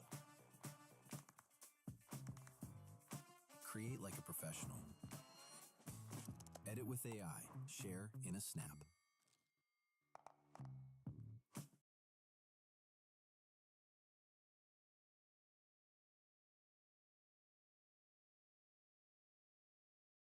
All the small things carry me home. I would go to McDonald's and I could just tell by looking at you like, you broke. Yeah. You want to get some extra money? You know, you see me driving a nice car, whole lot of money on me. You're like, yeah, I want to get some money. They call me, I'll break down what it is, but they're doing hundreds of thousands a day. I was thinking I'd give you 50%. Like, this is cash. You're getting cash. I was born in Detroit. My daddy, he sold a lot of drugs. He really raised me to be a good kid, and I had such a great childhood until he died. And when he died, you know, because my mama killed him, and I know you're going to be like, how did that happen? So let me get into it. It was like a domestic violence situation. So it was always like little stuff between them, like they'll fight and whatnot. But you know, I'm used to seeing that because I'm a kid, and you just become so used to seeing it. When you say fighting, you mean arguing or physically fight? Really both. Okay. Like they're arguing domestic, like, you with this, you that, but they also arguing. So this pan that you knock you upside the head, you know what I'm saying? Not necessarily him throwing the pan, but mostly her throwing the pan. But it's because something he did. Like, you ain't getting a pan through at you for no reason. So this particular day. First of all, how old were you? I was 11. 11, okay. Yeah, I was 11. I remember I didn't wake up. I was playing the game. My mama called me downstairs. She yelled my name. And, you know, you a kid. You like, maybe I'm just acting like she didn't hear it, you know? Yeah. So she yelled it again. But then it sounded like something was wrong. So I come downstairs, and she was hammed up against the wall. And then he let her go when he seen me, like, you know, you blowing my cover type. You know what I'm saying? So she was mad at me, like, I don't know why either. You know, like, I'm 11. What do you want me to do? But she kind of mad at me, like, you know, you go with your daddy then. Since you know what I'm saying, so you want to be on the side, you don't want to stand up for me. I don't even know what I was supposed to do in the situation, but hey. Yeah, you're 11. He's a grown man. I mean, yeah. But so I went and packed my bag, came back downstairs. They was outside by now. So I go outside. They go wait in the car. I go stand by the car. The door is locked. It was somebody else in the car, but it's like my uncle. He wasn't know nothing. So I'm looking at them arguing, you know, sitting outside the car. She throw a pan at him because he said something. I don't remember what he said. He kind of rolled it off. Like, it kind of hit him, but it didn't hit him, like, not in the head. So he like, you know how anybody would be. You hit me with a pan? Like, you know, go up to her to slap her. But as he go up to slap her, she had a knife in the other hand. So she going to defend herself, stab him in the chest, in the heart. He get to running down the driveway, blood everywhere. He sit in the car.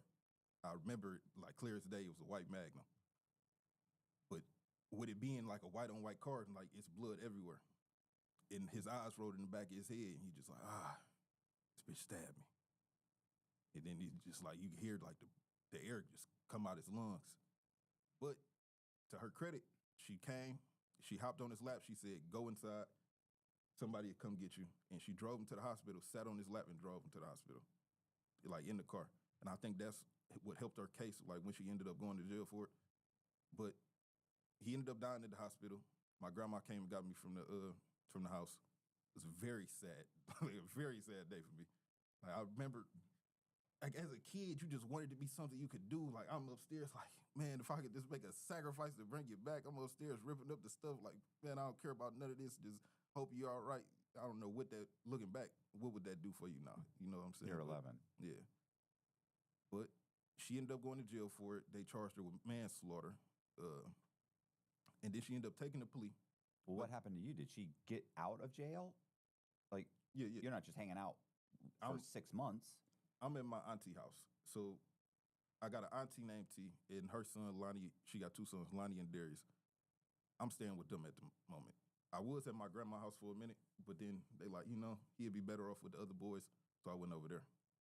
Now, my mama, she was on, like, work release, so she could leave prison and, like, work or whatever while she was fighting the case. I don't know how they worked out. Right. Or maybe I got the time mixed up and that's what her sentence was, but however it went, I remember seeing her while all the stuff was going on. I remember her bond. I remember going to bond her out. And we had to put up, like, she had like 3 houses and we had to put them all up. Mind you, all the houses was some shenanigans my daddy was doing anyway, because he used to buy the houses and burn them down to get the insurance money. So, you know. We was already doing some shenanigans. Dad was something else, bro. He was a cold man. And then, you know, he was kind of like on some pimping time because, like, he had multiple girls to get them all to do the same thing. But looking back, I know this, but at the time, I'm not realizing this. You know, I'm over all these girls' houses, talking to their kids. We just all over there. Looking back, it's like, man, you was a cold man, cold-blooded. And that's what they used to get into it about. Like, you got my son around these other women, like, cold. But your mom took a plea. She took the plea. It was for manslaughter. They only gave her the plea because she was gonna put me on the stand to say, you know, it was domestic violence, it was self-defense, Right. And she would have beat the case. But I'm glad she didn't do it and put me on the stand because I didn't even know what was going on. Yeah. I remember looking back at it. Man, my mom been in jail for life because I was just gonna say what really happened. I didn't understand what they was trying to have me do. Like, I remember the lawyer sitting me down trying to coach me. He wasn't coaching me right. Like, he wasn't saying you need to say a plea, and she ended up on some kind of work release, like a probation. She didn't have to go to prison. Yeah. Okay. So she ended up having to, it was only 1 year, but she'd go to jail at night, and during the day, she'd come out and work, and I'd get to see her some experience. Like, it was me and my one cousin, Lonnie, not Darius. He wasn't there at the time. And I'm going to call him Pooh from now on. But it was me and Lonnie at the house. Somebody kicked in the door, and then they said police, you know. But being from where we from, like, it just didn't sound right, didn't feel right. He grabbed me and said, hey, come on. We go into the bathroom. It's a bathroom in the basement. I hide behind the door. He hide behind the shower. I remember the people coming in the rooms like, yeah, I know y'all somewhere in here. Like, ain't no police about to say nothing like that. Yeah. So we just stay hiding. He used his phone, called our mamas. My mama done left work. You know, she on work release anyway, ain't supposed to be doing none of this. On Tether. Came over there, by the time everybody got there, they had already left. They had stole everything. I had $1,000 and $1 bills stacked up. All that's gone. How old were you? Probably like 12 at this time. How do you have $1,000 at 12? Because my daddy used to be like extra, like flamboyant. Like, he'd come in, throw the money in the sky, like, yeah, you know, just showing out for no reason. Right. But that's just how my family is. My uncle do the same thing. Like, all the kids, we'd be able to save up money from like these type of shenanigans going on because everybody's selling dope. Right. So everybody got money and they just doing people that sell dope things. You know what I'm saying? Yeah. So that, lost all of that, started over. But it brought me and my cousin closer. And that changed a lot for me. From there, it was one of my birthdays, I think maybe my 12th birthday. My mama bought me a microphone from GameStop. It was like a little $20 cheap microphone, not like nothing this spectacular fancy. You know, I decided, let's start rapping. So I downloaded this software from the internet, and this was back when LimeWire was popping. We got the beats from LimeWire, just other people's beats, and put it on this software named Gold Wave. It was terrible software, by the way. Like, I don't recommend anybody try that. Start making songs. I thought I was going to be a platinum selling artist. I said, I'm going to drop this. And I remember sitting my whole family down for a meeting. Like, I called a meeting about this and said, listen, I'm about to get us out the hood. We're going to sell 1 million copies. They say, you don't even know 1 million people. I say, you hating. So I played them the songs. You know, the family tried to be supportive. That's so nice. You can do it.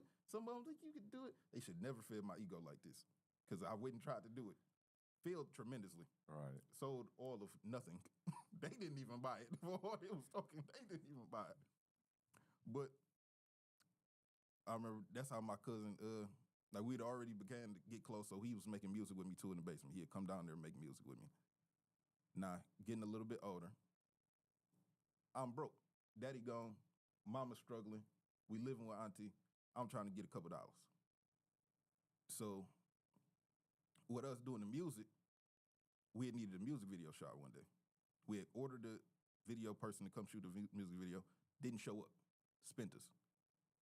But like my mama always do, came in tremendous fashion for that Christmas. She had got me like a little flip camera for $50. I shot the video on the flip camera. Edited the video, put it out. Then people started saying, who shot your video? It was me. Mm-hmm. So now I start charging people to do music videos. So now I'm getting a couple dollars. Now, while I'm getting this couple dollars, my cousins start getting their couple dollars, but they not shooting music videos. They doing scams. And it's two different sets of cousins I got. I got the one I was staying with, Lonnie and Pooh, and then I got Biggs that on the other side. So Biggs, they doing jugging. My other cousins, they swiping. What's jugging? Jugging, that's the act of, say I make an Instagram page. I say my name on there, Big Money Mike. Big Money Mike, all he do is post pictures all day, flashing money, showing off, looking good. So what people do, how you get money, Big Money Mike? It's just the nature of humans. Big Money Mike, like, I do the Western Union transfers, At the time, it was Vanilla Reload. But what's going on now, somebody might say like a Western Union. Like, I do the Western Union transfers, I work up there. If you Western Union it to this name, I add an extra zero on the transfer, send you your cut back. So if you send 500, it's going to be 5,000 when the person come pick it up. Whole time, ain't no Big Money Mike. It's just you sending the money to me. Right. And I pick the money up, and you're that's the end of the game. There's no cut coming back to you. Now, some of my people, they took it a little step further. Like, they had dropped the checks in the person's account. Like, all you got to do, if you got a bank account, I work at the bank. I'm going to put something in your account to make it look like 50,000 pulled up. And then, you send me my cut and da-da-da. Oh, that was a whole nother level of fraud that was beyond me at the time. Right. My cousin's doing that. The other one's is swiping. Swiping is the act of, getting the MSR, reading the card through it. Like, we had the little MSRs, like the Mini DX 123. It's like the size of your thumb, a little black box. So right. What I later ended up doing is having people at McDonald's back cash, and this is what they was doing at the time, too. Or not really them until I started doing it. Then they started doing it. So this is the way it works, right? Yeah, this is the way it works. The way it works is you get a cashier or somebody Cashier. who's constantly getting their hands on credit cards to buy something. At McDonald's or Wendy's or Burger King, they work in the back cash, the first window. So when you come to the first window, you pay. They take the credit card, swipe it through the box real quick. Then, in the same motion, swipe it through the real one. Right. Hand you your card back, and the card data is stored on this box. It's not charged, it's just stored. Yeah. So then later down the line, they get a box to me. However many cards they got, I give them $10 a card. So if they got 100, they get 1,000. I take the same 100 cards, go make 10,000 off it, doing like $100 transactions. Right. Well, let's go back to where you are now. So your cousin. This is what your cousin is currently doing. One set of cousins is doing that. One is running kind of an Instagram scam. Right. Yeah. And the Instagram scam, it's funny because you know who got taken by one of these? Who? My wife. Listen. Oh. And I told her, and she asked me first. She came to me. It was just silly, but it was Facebook. This is probably a couple of years, about 2 years ago, maybe a year ago. No, it was about 2 years ago. She wanted someone to braid her hair. And she went on Facebook and she saw this woman and she's like, she's got a Facebook account, she's been on Facebook for a while. She's got a bunch of pictures of hair and this and that. And she said she'll come over and for, I don't know what it was, $50, braid your hair. Okay. And I was like, oh, okay. And she said, but she wants me to send her $25 up front for the appointment. And she says, does that sound right? And I went, a deposit. I was like, I don't know. It's a deposit. I seems okay. And I go, what do you? I said, and she goes, well, what if it's a scam? I go, then you lose $25. Yeah. And I go, it's $25. That's nothing. She goes, okay. So she does it. She sends her $25, and then she's waiting and waiting. 2 hours later or 4 hours later, whatever it was, and the chick never shows up. And then when Jess goes to contact her, she's blocked. And, and I'm thinking, she's like, how can she do this? Like, if I report her, and I'm like, yeah, but a lot of people don't report her. And I said, even if you report her, it doesn't mean they're going to take her page down. I said, she's probably got 10 pages. If she gets 4 people a day, 5 people a day, it's $125 for what? She's posting the same pictures over and over again on 15 different accounts. They close one account down. She does the other one. Maybe she'll text people back and keep them going, so she can continue to run. I go, it's just scams. I said, she got you for $25. I said, most people are not going to do anything for $25. They're not even going to tell Facebook. Yeah. So it's the same kind of thing. Like, that's just what people do. This happened to be Facebook, but chick probably has Instagram, all kinds of it. She's probably just little tiny bits and pieces. But if it's $150 a day, $200 between all of them, that's $50-something, $60,000 a year, right? It definitely added up. Like, we was making thousands of dollars a week doing it. So I can only imagine, And you guys were doing it when it was just new. Yeah. Like now, that's the better type of scam. Oh yeah, of course, girls, it's brand new. Nobody knows it yet. Yeah. then girls love booking with celebrity stylists. So if they feel like, this is a deal. She do such and such hair, and she only want this. They jump in and send her 25. She probably get 10 people sending her 25 a day. Mm-hmm. So I can only imagine how much that person make. And then, like you said, more than one page. I had more than one page. I was doing like 5 pages a day. And then everybody trying to send some money for one thing or another. Now, I wasn't selling hair, but I know people that sold phones, shoes. Yeah, but everything you could sell hair because you ain't doing no hair. Yeah, I can sell whatever I want. I'm not doing it. I could sell you glasses. Yeah, $50 for it, and I'll mail you the glasses. You're never getting your glasses. It's really just, you got to have the imagination to even think of doing the scam. That's all it is, the imagination. You could sell Bitcoin and be like, yeah, I'm Sam Satoshi, and I get a Bitcoin in your account. Somebody's going to fall for it. Yeah. That's what I learned. It's somebody retarded enough to fall for anything. You could sell people their own house, and they'll buy it from you. Well, so what? So your cousin's doing that. What'd you call it? Junkin? What? Jugging. And then the other one's swiping cards. Yeah, the other one's swiping cards. What happens at that point? So I remember it was one music video. I started shooting our music videos. So I remember I'm coming in thinking I'm doing good. I got a couple $100 from shooting music videos. Everybody in the room just got thousands of dollars. Like, you had $0 yesterday. What's going on here? You know what I'm saying? Like, somebody has to tell me what's going on. It's no reason everybody in the room got thousands of dollars. And then my cousin ended up telling me, like, yeah, man, I really don't want to give it to you, but I'm going to go ahead and give it to you. So he showed me how to jug. This was Biggs. Biggs showed me how to jug. How old were you? By then, that was like 2013, 14 type. I was probably like 16. Okay. Around there somewhere. Yeah, it seems old enough to realize that this is a, you know what I'm saying? Lucrative market. Yeah, there's something I can do. Yeah, so I started doing that. I was in high school, so everything is moving. Like, life is going great. I'm coming to school, thousands of dollars in my pocket. The white buff's on, feeling good. Life is just amazing. Like, women, I didn't have a lot of girlfriends at the time because I was still lame. Like, money can't unlame you. So at the time, I'm still lame. It can help. It does help. And it did help. Like, I started having 1 or 2, you know what I'm saying? Like, okay, I'm doing a little something, moving around. And the rapping has started taking off because we actually get money now. We can look like what we sound like. So everything is moving all at once. We just getting bigger and bigger. So you started doing Instagram jugging. Instagram jugging. Yeah. I can't say it right. What were you doing? What I would do, I would make the fake page. So I would sell weed on my Instagram jugs. So I would be like Boatman23 or Big Money 125, random Instagram names.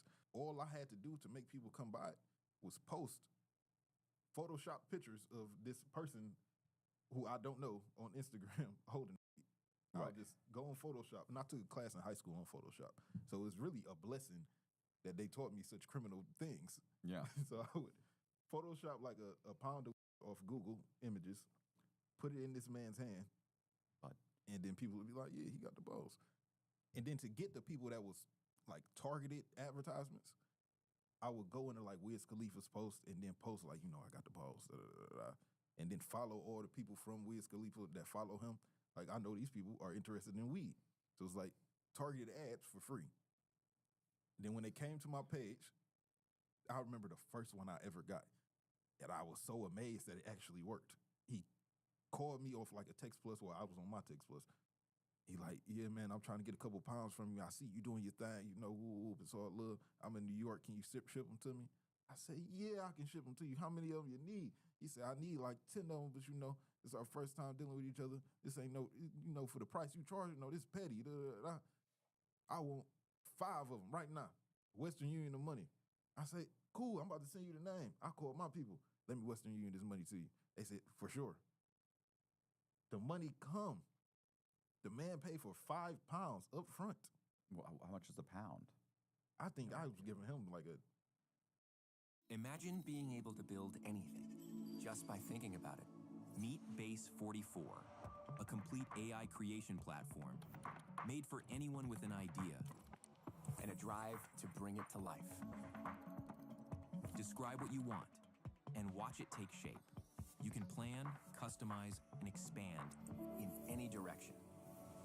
From tools built for one to platforms ready for many. From passion projects to enterprise-grade systems. Everything is built in and ready to launch. It's a new world of creation where you can go as far as your imagination takes you. Can you imagine it? Let's make your dream a reality right now.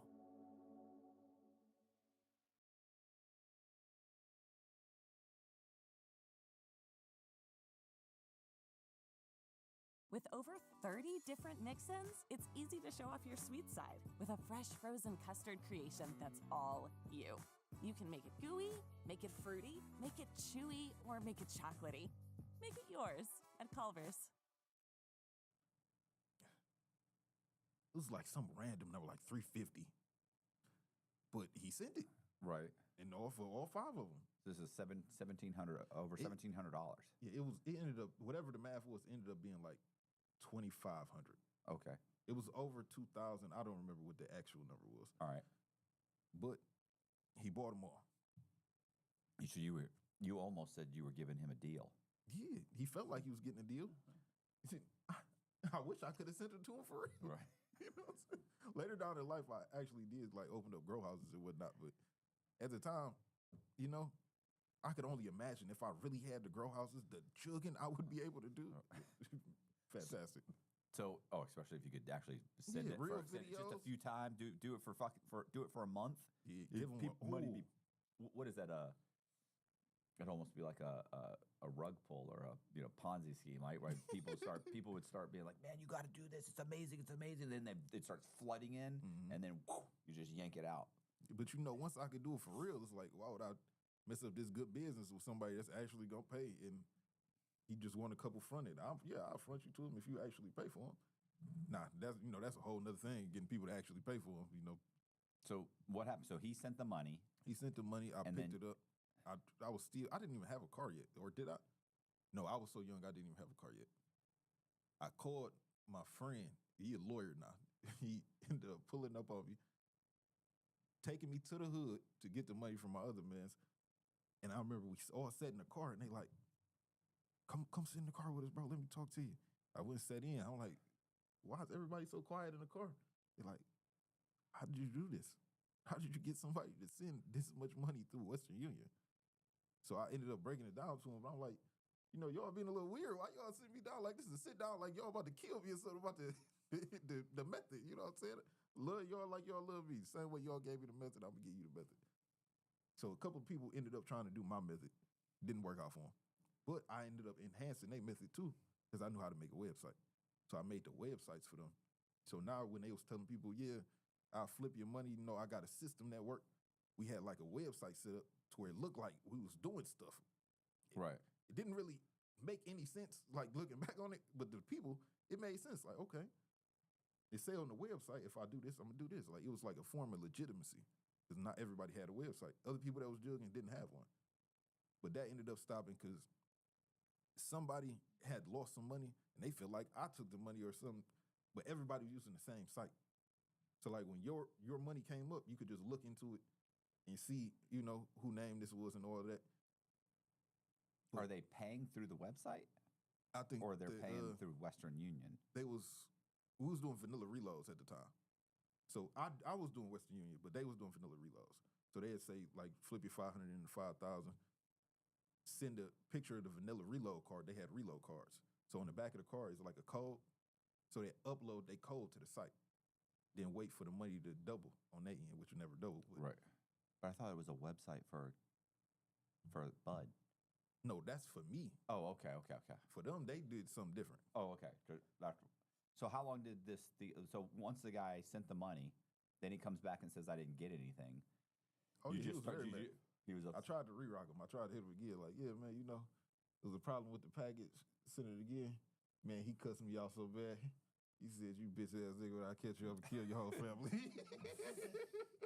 So what did you do? Start another Instagram? Or you just kept going on?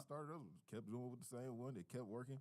until it didn't work and they deleted my page. Somebody had to have been mad enough to tell on me, but you know. Yeah. Somebody at some point went to Instagram, just screenshotted all this stuff, and went to Instagram and said, "Hey, this is what this guy's doing." They'll shut your page down quick. And once, but this was before there was quick shutdowns. Like back then, it was like a person had to really look at your Instagram. Yeah. Now it's just the AI. If the AI look at it and be like, "Yeah, this makes sense. It's over with."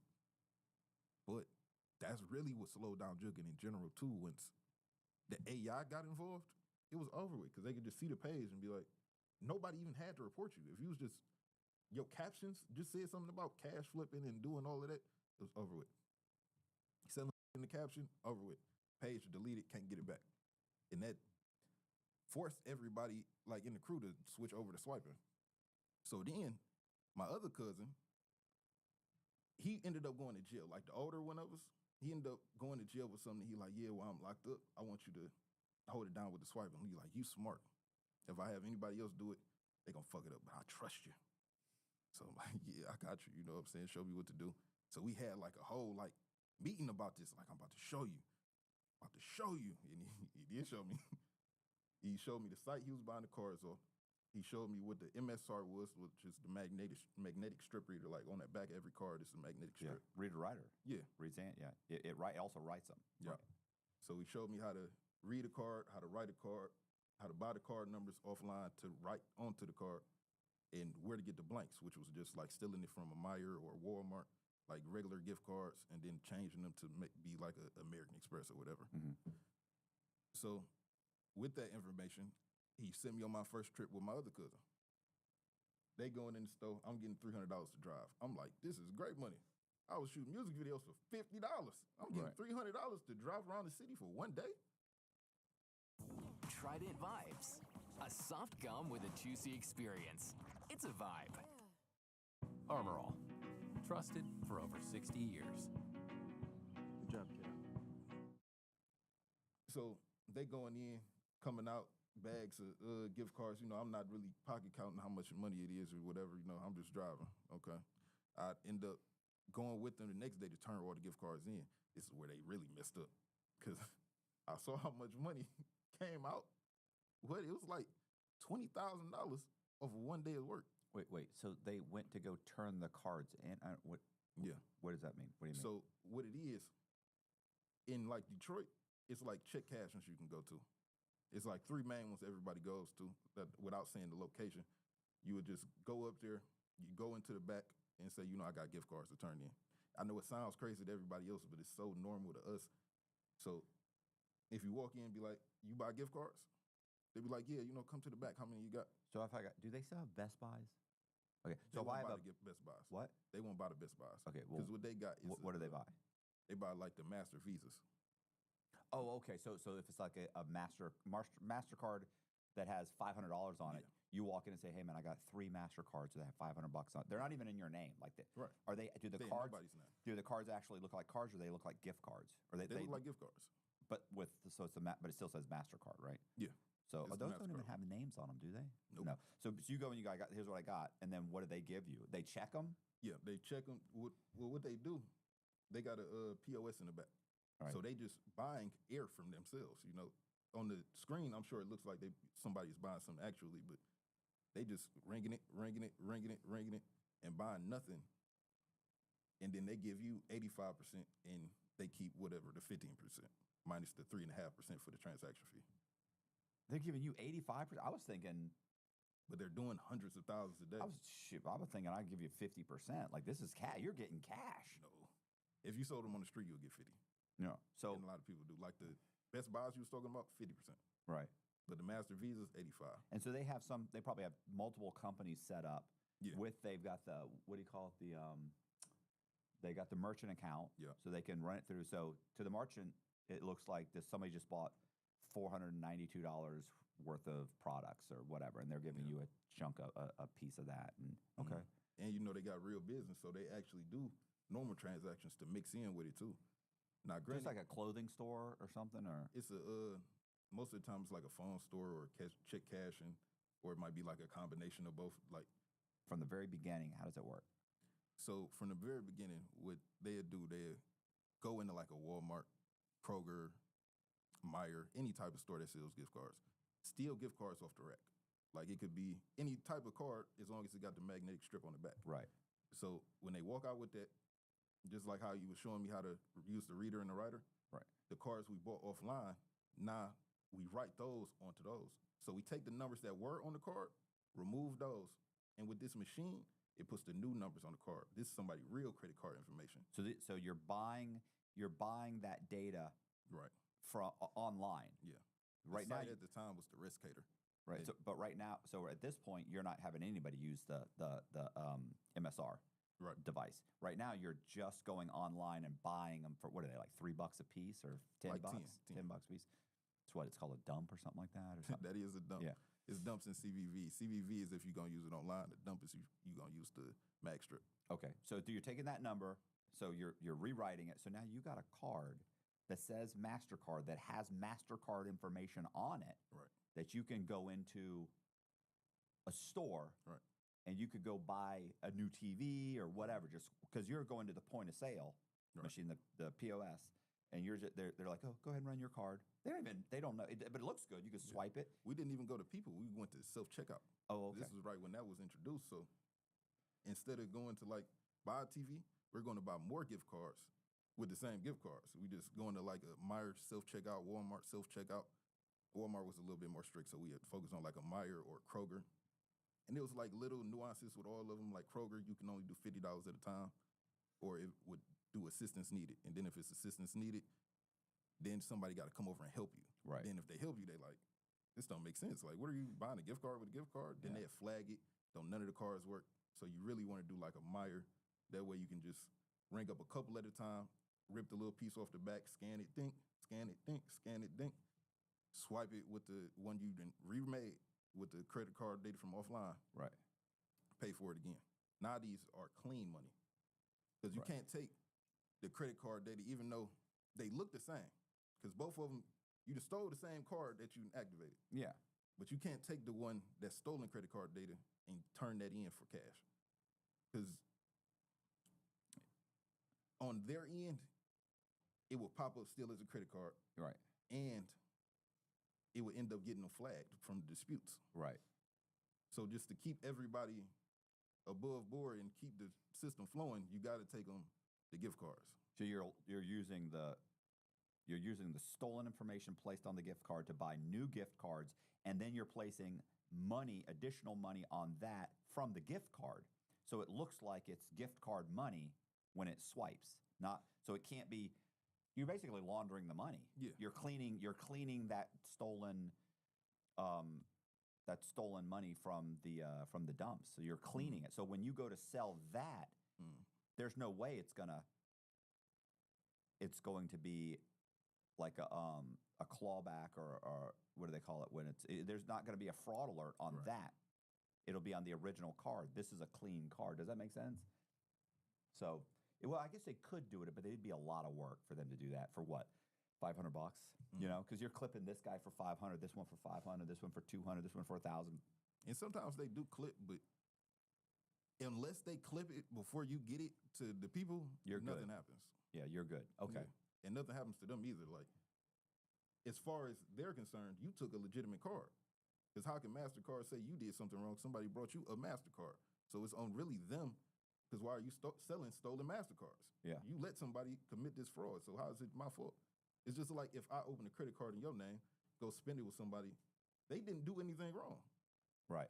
This is a legitimate card. So back to the cuz. So when I saw them make that much money, and then they came out, and one of them said something funny like, yeah, you see, you only made that 300. We done made X amount of like 7,000. No, he had made like 2, but my other cousin had made like 7 after profit or whatever. And just talking like that, it was over with. I said, I'm about to do it myself. Why would I keep working for you for the 300 and you just tried to hold me like this? It's preposterous. So what I did. This summer, make a splash with Lesser Evil.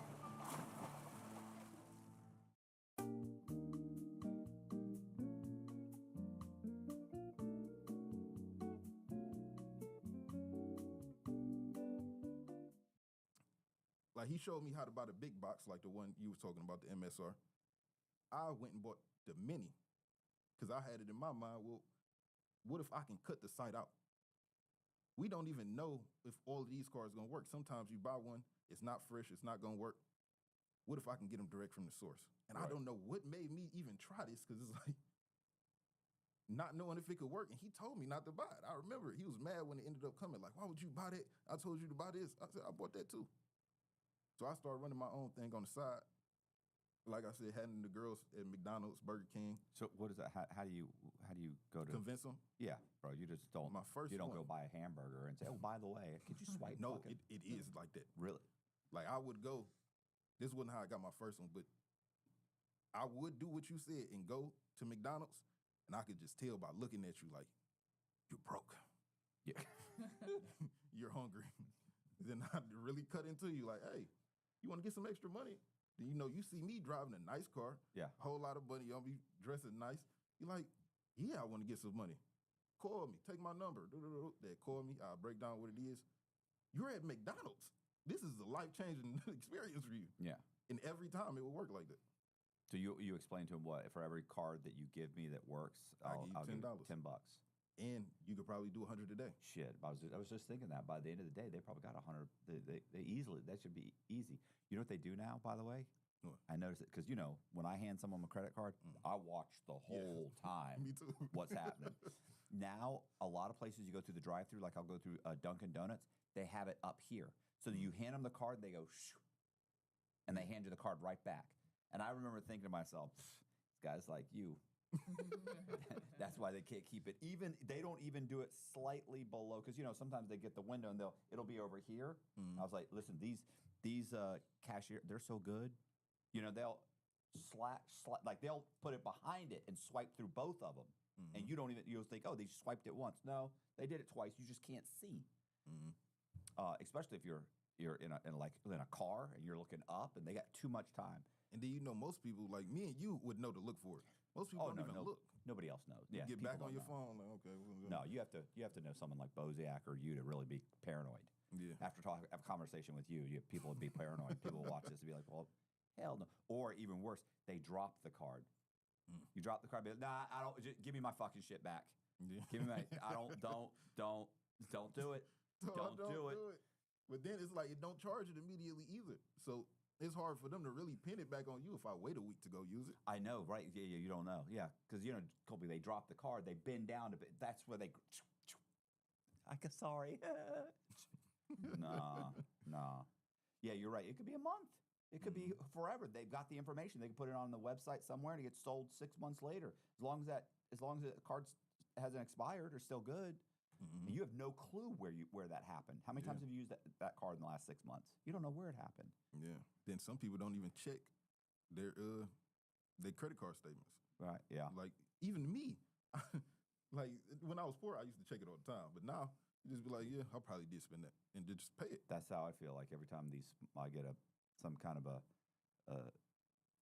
subscription goes through for $9.99. I'm like, I don't even fucking know what that is. Bro. I'm sure I did it though. I'm sure I signed up for something stupid. Yeah, then if I cancel it, I'm gonna be mad when I can't use it again. So I signed up for some stupid face thing that makes you look older, makes you smile, not smile, gives you good hair, makes you younger, older. Remember those when that came out like 3 years ago? I'm still fucking paying for that thing. Man, that's like the real $4.99 a month, and every time I'm like, oh, fuck, I gotta stop this.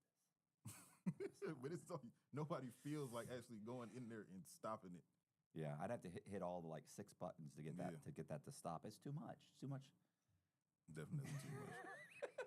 See, that's the next scam somebody gonna do. Making one of those. Oh, listen, anytime you talk to any business person, the first thing they think of is there's some way we can do this on a subscription. Yeah. Because any subscription-based business makes a ton of money. Yeah. That's how I make money now off subscriptions. I sell subscriptions.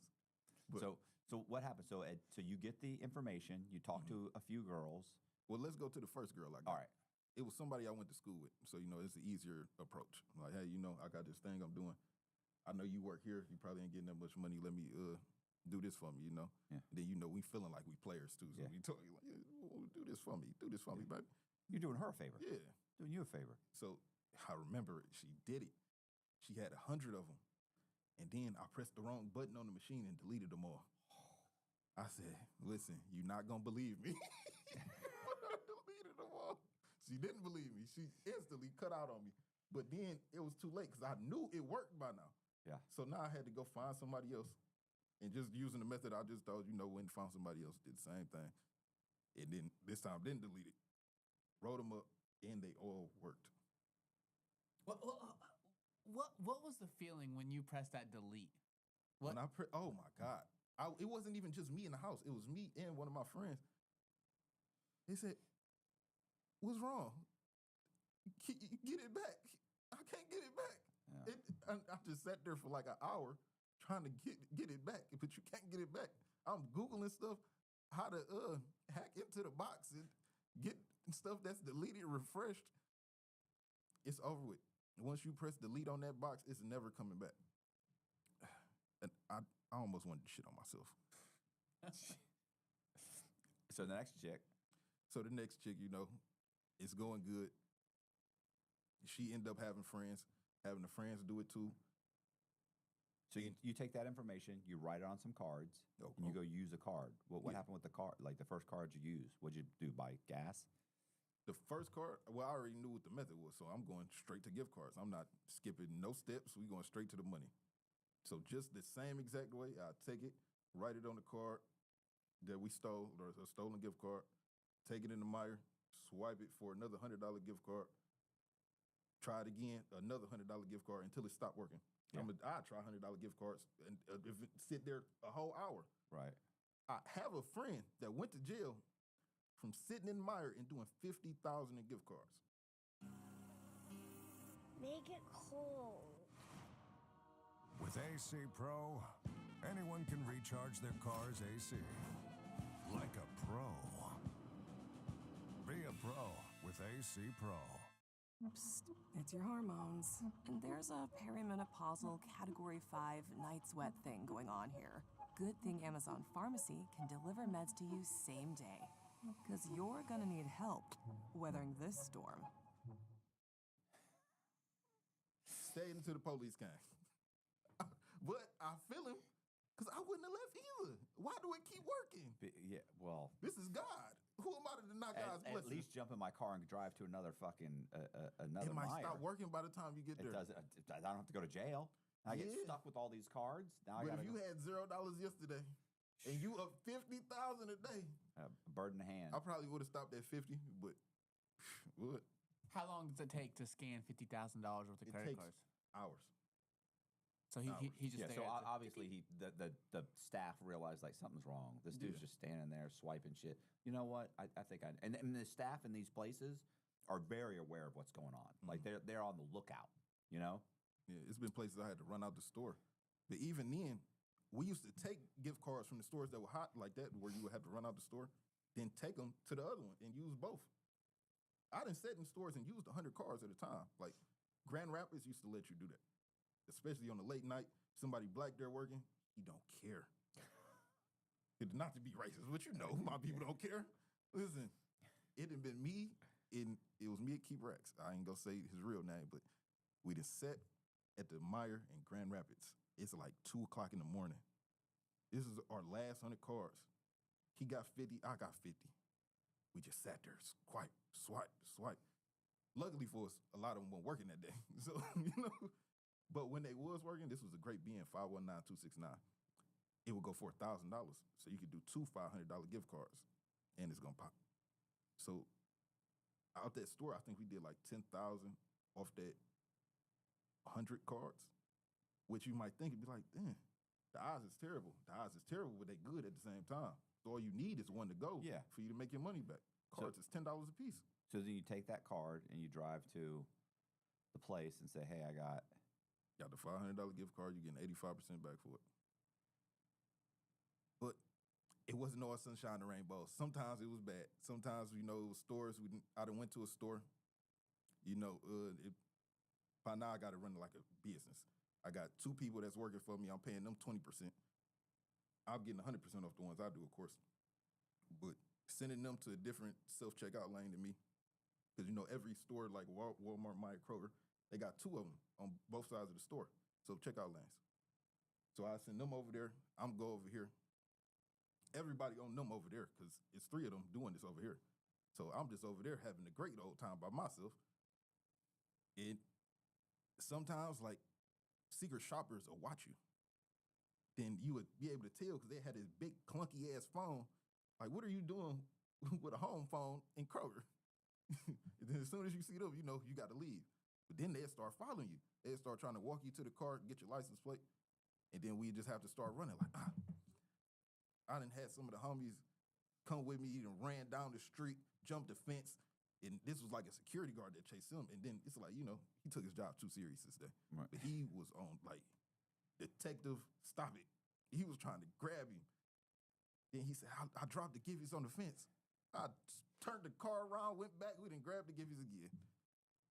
You mean the gift card? Yeah, the gift cards. We call them giffies. But man, we had some great stories, great times with that. And it ended up getting so big to where I send out multiple cars. So I have a car that'll go to this state, and then another car send it to this state. And I'll use the Great Lakes area. And these are buddies of yours? Yeah. That are these buddies of yours or guys that you like met through somebody else? Or most of the time it's my people, like, you know, because we was rapping and we like had a group, a rap group. So a lot of people be around. Like you might be band gang, but you ain't band gang. And that was the name of the rap group. But and we was so big at the time because now we getting a lot of money. First, jugging was a little bit of money. Now we getting a lot of money. So we doing like 10,000 a store, or not a store, a day. And I'm sending out 3 cars, so I can do 30,000 a day. Mm-hmm. And it just got so big. Even though I got to pay out everybody, I was making too much money for my own good. And it got to the point where I really didn't care about no consequences. Because it's like, even think about it now. Like, would you do a couple years in prison for $1 million? Well, maybe not you, but a 16-year-old? Most people, I think, listen, right now, I tell you right now, people will be in the comments going, I'll do for $1 million, I'll do. You know, because let's face it, it's $500,000. If you could keep, the problem is, if you could keep the $1 million, you know, in 2 years, could you keep it? The problem is most people, what they don't realize, they would say that, and they don't realize that in 2 years they get out and they go to whoever's holding the $1 million for them, and it's gone. Yeah. No, see, I thought I was gonna. I opened a business, and I thought I was gonna. And what? Where's my money? Where's my money? They got nothing left. I didn't have that problem though. My mama kept most of my money. My cousin Pooh, he kept some of my money, and everybody paid me when I got out. Did the right thing by me. Yeah, that's very rare. You know. So, but I will say this: when I was locked up, not nobody but my aunties, the person I was locked up with, his mama, and me sent me some money. Right. I mean, my mama sent me some money, but it was my money. She just took it out of my money, sent it to me. But you know, you talk to your man, she's like, I got you, man. Da, da, da, da. No. They don't got you, man. No, they don't. I swear to God, they don't. But I do that for my people. I got people locked up now that's doing 20-year bids, and I take care of them, take care of their families, because I know how it feel to be in that situation and be like, you know, you really dependent on people on the outside. Like if you out there right now and you committing fraud, no. Once you get in there, it's just you. Mm-hmm. You can't even go get your own money and send it to yourself. You need a person.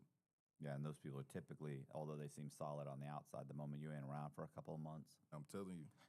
Listen, I know guys that I've sent people money to send to them, and they sent part of the money.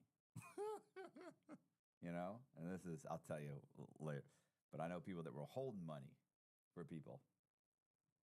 And the money is $1,000, you know, $1,000, you know, there's $3,000 and they sent 2,000 someplace, and where's the other 1,000? Man, I'm sorry. I got you, bro. I'm in prison or I'm in jail. You should have sent me the money. What are you doing?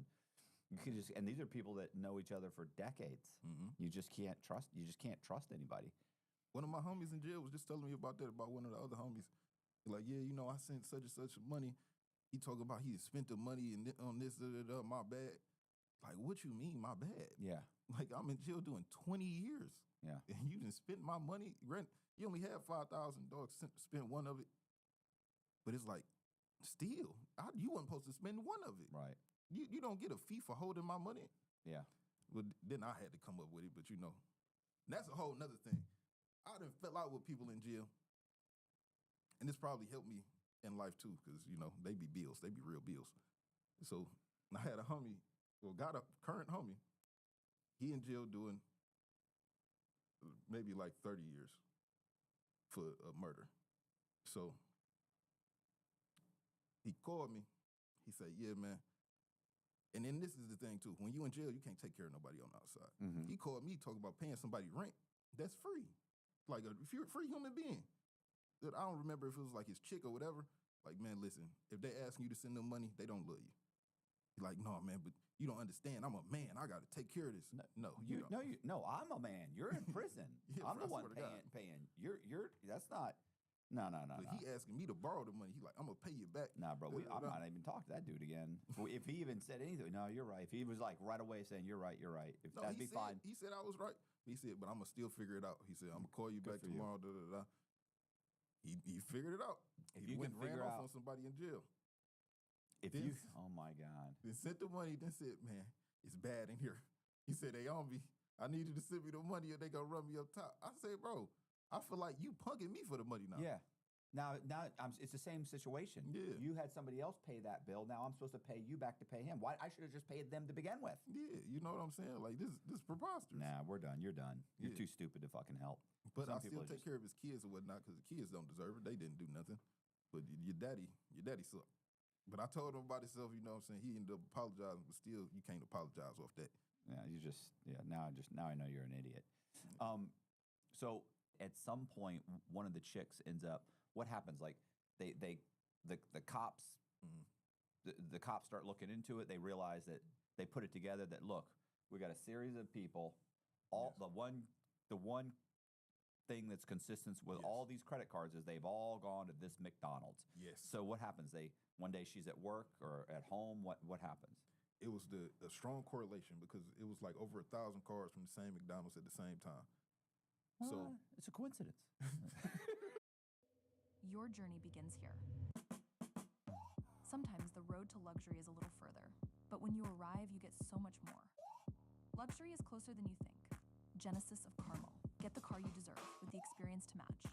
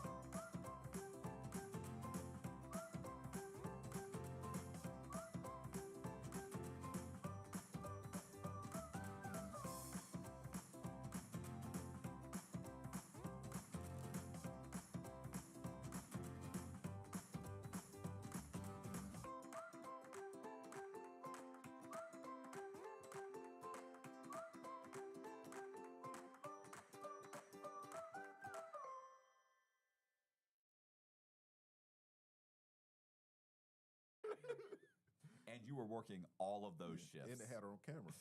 So when she came into work, they was waiting for her like, yeah, come on with us. You know, you ain't working today. Got to talk to you. But I had 3 people at that McDonald's. So then the other people started coming to me telling me like, ooh, you telling on us? I said, me telling on you? Why would I do such a thing? I'm not even in jail. So what happened when they got her downtown? Yeah, she told on everybody. She says, okay. But Yeah, she she told says your what was your rap name? Rap name was Jafar. Okay.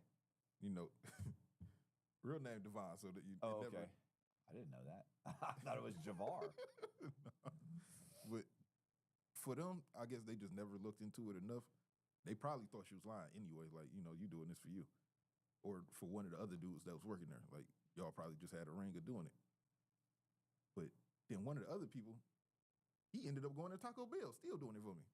And I feel like looking back, I was crazy to still trust that man. But he was good money. Like, he went, got another job at Taco Bell, it still worked. Another person worked at a different McDonald's. I don't know why the McDonald's people always went to jail. They came and got him, showed him a picture of me, said, we got you going in the store. They swore up and down it was him going in the store doing the crime.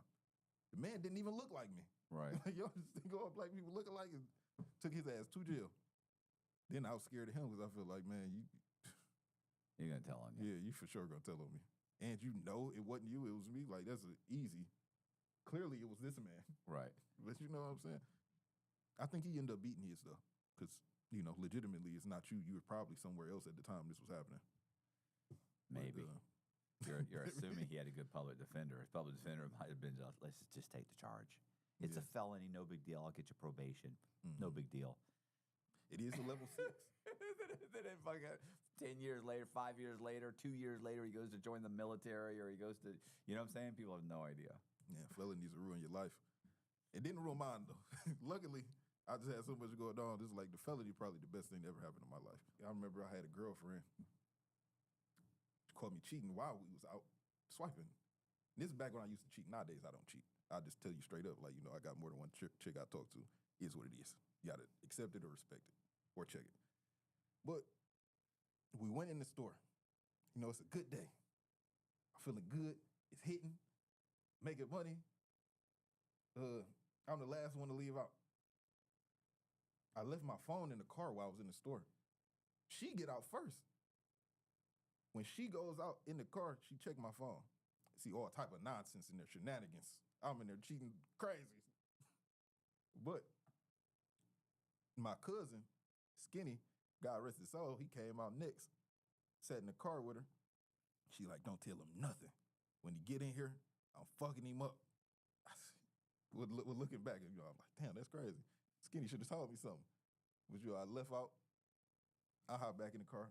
She driving. I'm like, she get to speeding on the freeway to the next stop. I'm like, bitch, what the fuck is wrong with you? We got all this in here and you speeding? Like, I'm cussing her out crazy. Like, bitch, you trying to get us put in jail playing. So we finally pull up at her house. I hop out. I'm cussing her out. She hop out. She done sent all the messages to her phone, like screenshots of what I done did. She's talking, look at you, stupid bitch. Throw the phone in my head. Oh shit. Damn, that is me, ain't it? I done had to scoop her up like, no, you know what I'm saying? Woo. Yeah. She ended up being the one I was still with when I went to jail. Ooh, terrible. She couldn't wait for her big one. She done went and did everything under the sun. Man, it lasted about 6 months. While you were in jail? Yeah. And before I went that's to jail. a trooper. 6 months, that's a trooper. She lasted 6 months. Oh, no. 6 months of doing nothing, though. Like, you didn't have to send me no money or nothing. Like, what was your real burden? Oh, okay, well. I guess you came and visited me once. But I had just bought her, like, a ring. Like, you know what I'm saying? Like, I know it means nothing. I was going to say, I'm fucking all your friends and I'm currently incarcerated, but I did buy you a ring. Yeah, it means a lot, though. With a stolen credit card. Coming from me, that meant a lot. It was my money. Oh, that's my credit card. Your stolen money. Yeah. You know what I'm saying? That was money I rightfully Once it's my stole. money, it means so much more. Yeah, no. As soon as it's cash, that's mine. I swear to God. It's my money. Once it's on the card, and if I lose it, I can accept it. If it's mine, right. I done turned it in, and it turned into cash. That's mine. I can't lose this. If I spend that on you, I love you. What? I don't get these that often. They don't make this every day. But hey, she ended up leaving me. She told me her daddy said I don't need to be talking to nobody in jail. I said, oh, that's a cold way to even tell me. You could just tell me. Didn't your dad go to jail? No, her good daddy. Good chance her dad did go to jail. I think her daddy was a cop. Oh yeah, no, he's no. He did the right thing. He said the right thing. So you got a crew going around, hitting these places. Yeah. Well, and then how old are you at this point? I'm probably like 17, 18. Got a car? Got a car. I had an Audi. My first car was a Saturn. It ended up having bullet holes in it. Keeping track of stock levels and sales used to be my biggest nightmare with my e-commerce store. Now, Zero makes it easy to stay on top of everything. Before Zero, I was constantly guessing how much stock I had left and stressing over low inventory. Now with Zero Inventory Plus, I get up-to-date sales insights, so I always know exactly what's selling and what I need to restock. No more over-ordering or running out of bestsellers. If you're running inventory manually, trust me, Zero will change your business. Try it for yourself and see what I mean. Hotels.com is where you go to choose from hundreds of thousands of hotels and earn rewards on every stay. It's exactly what it sounds like. Unlike chicken fingers, which are not what they sound like. When you hear Hotels.com, you think hotel rewards you can use like cash. No blackout dates. Because Hotels.com is exactly what it sounds like. Hotels.com. It's all in the name. We was When you living- bought it, it had bullet holes? No. I was shooting a music video because I still was trying to shoot music videos. Right. Trying to do business because I'm trying to be a businessman. Right. Not just trying to do fraud forever. I'm trying to do business. So I'm shooting somebody's music video. After the music video, I don't even know why to this day. I'm sitting at the park counting the money from the music video. Somebody just get to shooting at the car. I get down. I'm in the car with 2-3 other people. Drive off. I can't really say what happened after that, but you know what I'm saying? I ended up being okay. The car was full of bullets. And, No, not really. No. I mean, was it you think it's just some jealousy or something I mad at truly the other don't know. guys, or there's just somebody's just. I ended up talking to the people afterwards. They like, we never even knew that happened to you because they left and then it happened. But it's like, I don't know whether you tried to rob me, tried to just kill me because you ain't like me or whatever was going on. And then we had beef with some people at the time too, so it could have been about that. You know what I'm saying? Like, it's people that really died behind a lot of things. You know what I'm saying? So it could have been that. I can't really just blame them and put it on them like that, but just in case, I'm gonna just stop dealing with you. You know what I'm saying? Yeah. And then you bought an Audi, and then are you still living at home, or? I was still living with my mama for a minute. Then she kicked me out. She said she found something under my bed. I think it was like a gun clip or something, or it might have been some gift cards. It might have been both. And she's like, "Yeah, get the fuck out!" Like, you know what I'm saying? You're not living under my roof, living like that. So I did move out, and then I ended up going on the block, which is never where you're supposed to go. If you from the streets, never go stay on the block. What is the block? The block is just like the block everybody hang out on. Okay. So this is where all the crime is happening. Yeah. But, I'm too young to even get an apartment. I can't even go get an apartment in my day. So I'd go over there with the homies. One day, while I go on the road, they end up having a shootout on the block. This is like, I done just got over here. What's going on? They seized my car, everything that was in my car, everything that was in the house I had. But I was so blessed to have went on the road that day. I went and made $20,000. I dropped off 10 to the lawyer, ended up getting the car back. But I lost everything else that was in the house. Why did they take your car? Because it was there. They seized everything from that house. It was a bando. So anything that was over here shouldn't have been over here anyway. Okay. But that's probably how I got it back too, because you really didn't have no reason to seize the car. And I went to go get it out. The detective I ended up talking to was another girl daddy I used to sleep with. I remember he was looking at me, but he didn't say nothing. Then I called her when I left out, like, yeah, I just seen your daddy up there, I thought he would have worked it out for us, you know what I'm saying? She told me, oh yeah, he hates you. Yeah. I said, hey, me, what I do? He was always cool when I came around. I said, yeah, I ain't never tell you this, but I got into it with my parents one day and I told him we used to be fucking in the basement. He hates you. I said, oh. So for the car, I ain't gonna see that motherfucker for a while. But I ended up having to get the lawyer. The lawyer ended up going up there like, y'all really don't got no reason to keep the car. So either give it back or we gonna sue you for the car. So they gave it back. But that's why you should keep your dick to yourself. Just swinging it everywhere is bad, you know what I'm saying? But I learned that growing up, seeing all of these things nowadays. You really got to mean something for me to give you some. But they was trying to figure out who was involved in the shooting. And the person that was shot was my cousin. So it was like, I know she ain't saying I shot her or nothing like that. I'm out of town anyway. Right. Well, yeah. It's quite unfortunate, the situation. And stuff like that used to happen all the time. Like, they didn't have a shootout with the police over there. All type of just dumbness. So why stay in that neighborhood? Man, young and dumb. Extremely dumb. Too much money to really deal with any of that. Like, I could have paid a chick to get the apartment in her name. But I'm just thinking dumb. Like, I'm a real one. I'm going to stay on the block with the homies. Dumb. Nah, pal, pass. Yeah. So what happened? So, do you get in trouble at any point here? Or do you guys, just how long does this keep going? Not from that. It ended up stopping not too far from that. But I think stuff got a little bit bigger before it stopped. Like, I stopped going and stealing the cards. Like, I'm using blank white cards. Like, I buy them off eBay, just in a 100 pack or 1,000 pack. And use those. You know what I'm saying? Like I had a HDP 5000 card printer, so I could print the face on the card. Like it can look like a real Chase card now. Right. I could print the numbers on it and everything. It's gonna look like a real legitimate card. Take those in the store, and now I can buy anything. So I still do gift cards, but I do like iPads and stuff too, because gift cards end up getting a little bit hot. Hard to do 100,000 in gift cards in the same town because they start calling the other stores like, hey, these guys coming through buying gift cards. If you see them, call the police. And people will go to jail, like my people that went to jail before. And when somebody go to jail, something got to change. Yeah. You got to change up the method at least a little bit.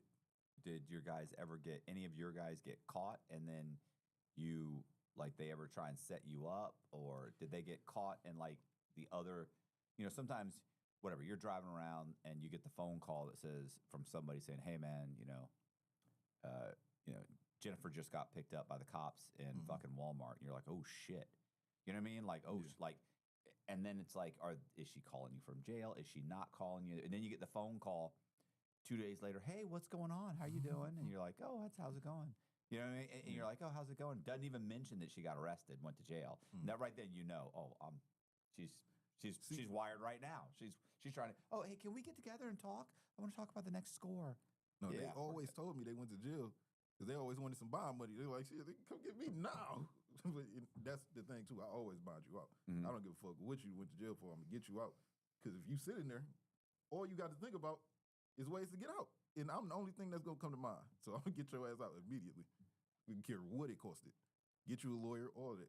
You know what I'm saying? So there was a big credit card ring.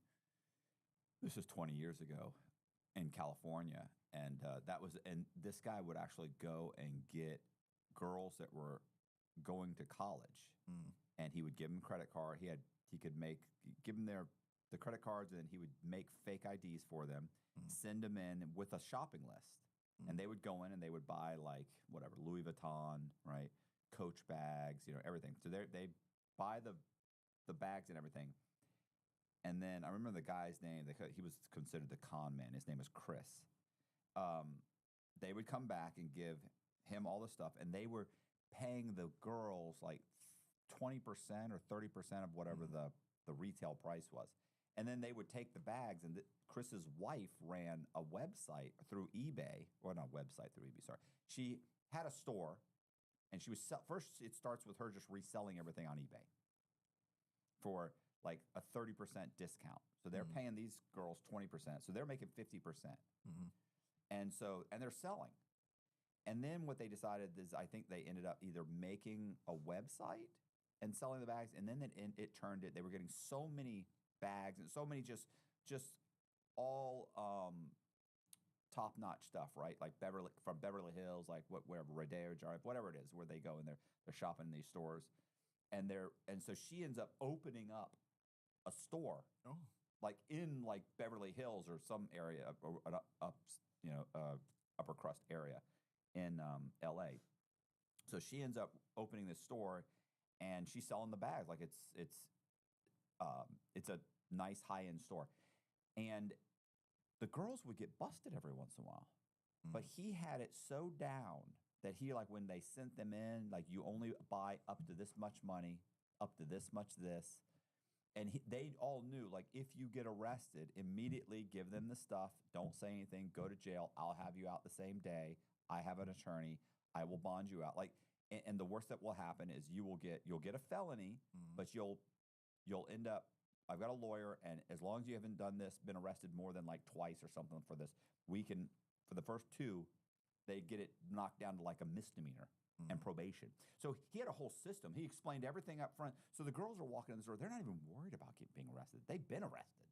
So they get arrested, knew exactly what to say. They said nothing. They went to jail. They were out that day. Because also, California, they were very, very liberal on letting people, nonviolent criminals, right out of prison. Right out of jail. You come in, you get fingerprinted, everything, boom.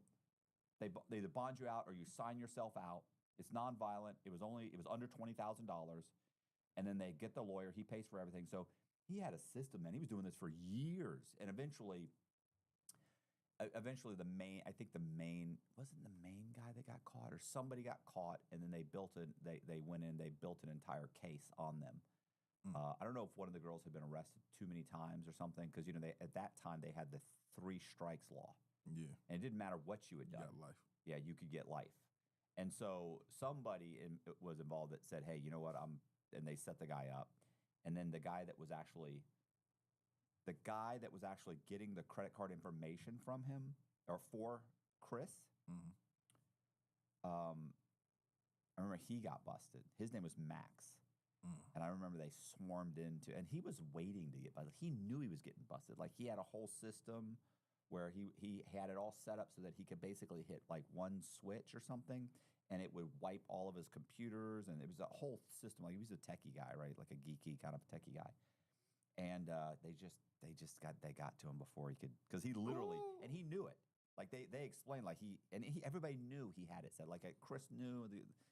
Anyway, Chris was supposed to get, Chris had met this guy, Max, while incarcerated. So Chris was supposed to get a life sentence. When I read the article, there was an article in Wired magazine. When I read that article, he was currently fighting to try and not get life at that time. Because at that time, at one point, it went back to the judge, where the judge could either implement it or not implement it, right? Like, I can either say that you qualify for it or not. And he was putting up a fight saying he didn't deserve life. But he had a real system. But yeah, in his system. Stop playing detective with your rental business. Get the real story with comprehensive applications and screening reports from Avail. Don't guess. No. Get the full picture before you choose a renter. Speed is important, but security is non-negotiable. Avail. Landlording made simple. Get help where you need it most. Microsoft 365 Copilot, your AI assistant at work, is now 15% off for eligible nonprofits. Get started by clicking the link or visiting us at Microsoft.com/nonprofits. These girls would get arrested. They just go to jail. And I'm not talking about like 6 girls got arrested. We're talking about like 30 girls over the course of 2 or 3 years got arrested. And none of the girls said anything. It was some random guy that got arrested or something like that told on him. So your girls some of the chicks are getting arrested. Some of the guys are getting arrested. None of them are telling. None of them told, by the grace of God. But that's what it's really all about, systems. I didn't really necessarily have a system to where that, elaborate, but it's just like a known thing. If you get arrested, call me or have somebody else get in touch with me, we'll get you out of jail, because that's what would need to be done. Right.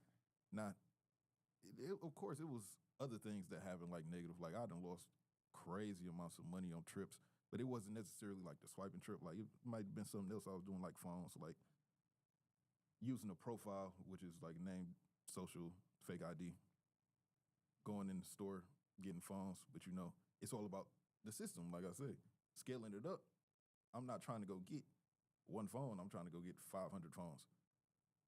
So ahead of time, I used to put the money on the GoBank cards. This is before GoBank even wanted like facial verification. But even now, like I said, you can pass the facial verification. All you would need to do is put the money for the taxes on the GoBanks. Go in with the good credit profiles and the fake ID and say, hey, I want to open a phone line. Person never had Verizon before, so you go in, they look at the ID, scan it, scans, walk out with the phones. All you paying is the taxes, $100 for a $1,500 phone. And one day, I went and did it, but the first name was the last name on the ID, and the last name was the first name.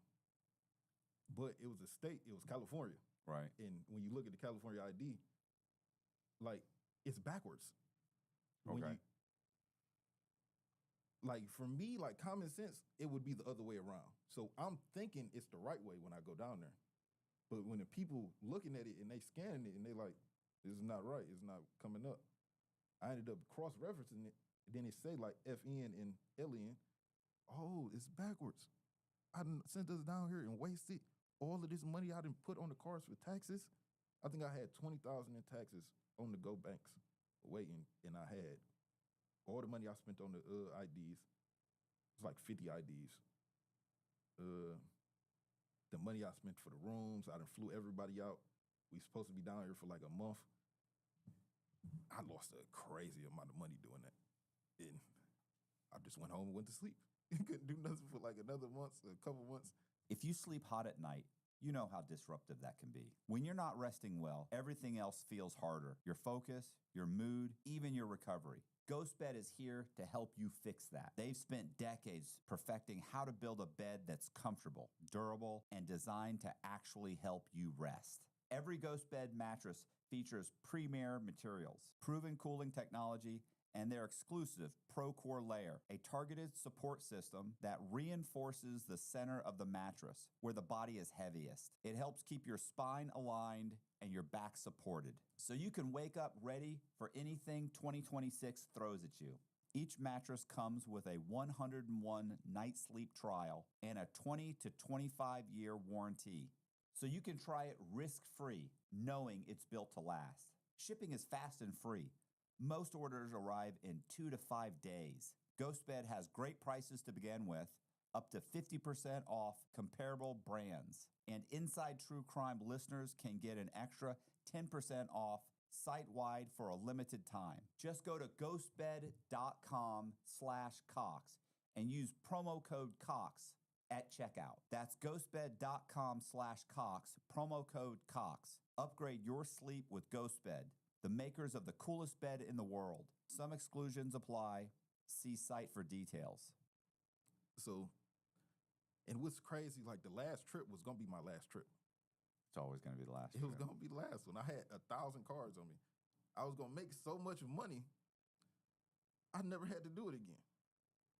But it did not last long. I think we got to like the third stop. But the reason I even did it like that, because we was going on tour for rapping. And this was the first tour, but it's like, you know, rap doing good, everything doing good. I don't really even need to do this. If I can just do this one last one, I can be done with it. So I goes, put the 1,000 cards in, got the MSR in the card, the embosser in the card to put the numbers up, punch them up, the tipper to make them silvery, the printer to put the face on it, all of that's in the car. We go to Meyer. It's not good. Not good. It's not good. That's manufacturing. That's yes. That, you know, that's 15 years. Yeah, it could be bad. Yes, very bad, very bad. And it's an enhancement. But we go to Meyer. It worked. Everything good. I do 1,000 of Giphies in the iPad. We left out, went back in, did it again.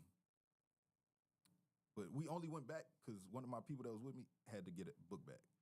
Like, man, I need a book bag for the stuff. I said, man, it's green. Let's go back in. It was not green. It was red. But I didn't see the signs. I saw the signs, but it was too late. Walking out the second time, I looked behind me. Something made me look behind me. I saw the lady with the big block phone. I look, I see the police turning the corner. I say, it's over. I start trying to speed walk. It's like, oh, maybe I just throw the cards out my pocket under a car or something. Police was not going because the lady pointing at me. Him! Get him! So, you know, as I'm trying to get away, it was over with. It happened too fast. And the police whooped down on me like, yeah, you know, and he was trying to be cool. Like, yeah, man, you know, they call us up here all the time for people just using cards. You know what I'm saying? They really are little racists up here. So if you could just show me the ID you paid with and the card, everything would be all good. Shop the new arrivals by Ashley Luxe and bring home the luxurious feel of plush boucle and velvet. Then sink into the cloud-like comfort of memory foam. The bonus? These sectionals can move to fit any layout, anytime. Shop the new Ashley Luxe collection.